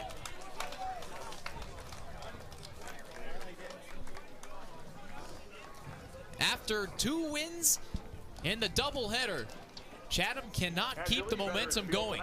Falmouth takes down the A's 4-1 at Veterans Field on 2 big-time blasts in the top of the 4th. There you have it. Final score 4-1 from Veterans Field. I'll bring back in Joe Puccio.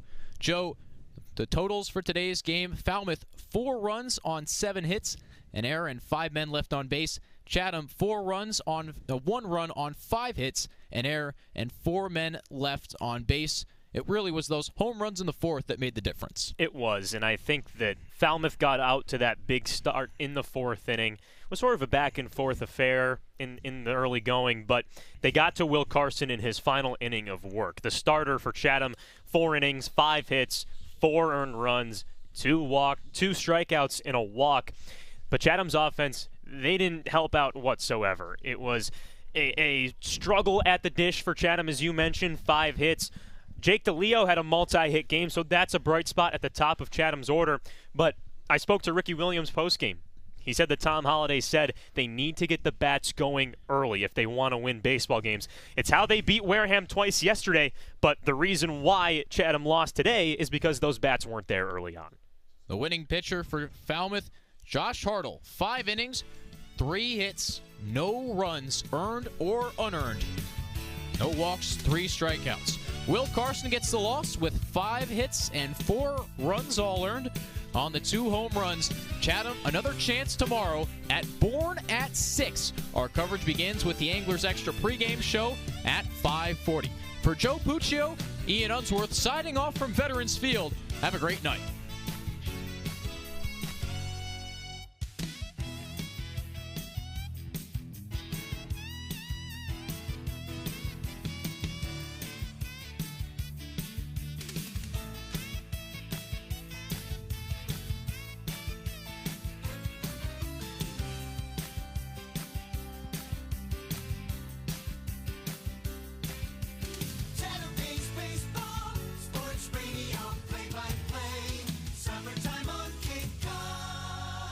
This has been an exclusive presentation of Chatham A's Baseball on TRZ Team Line. Chatham on TRZ.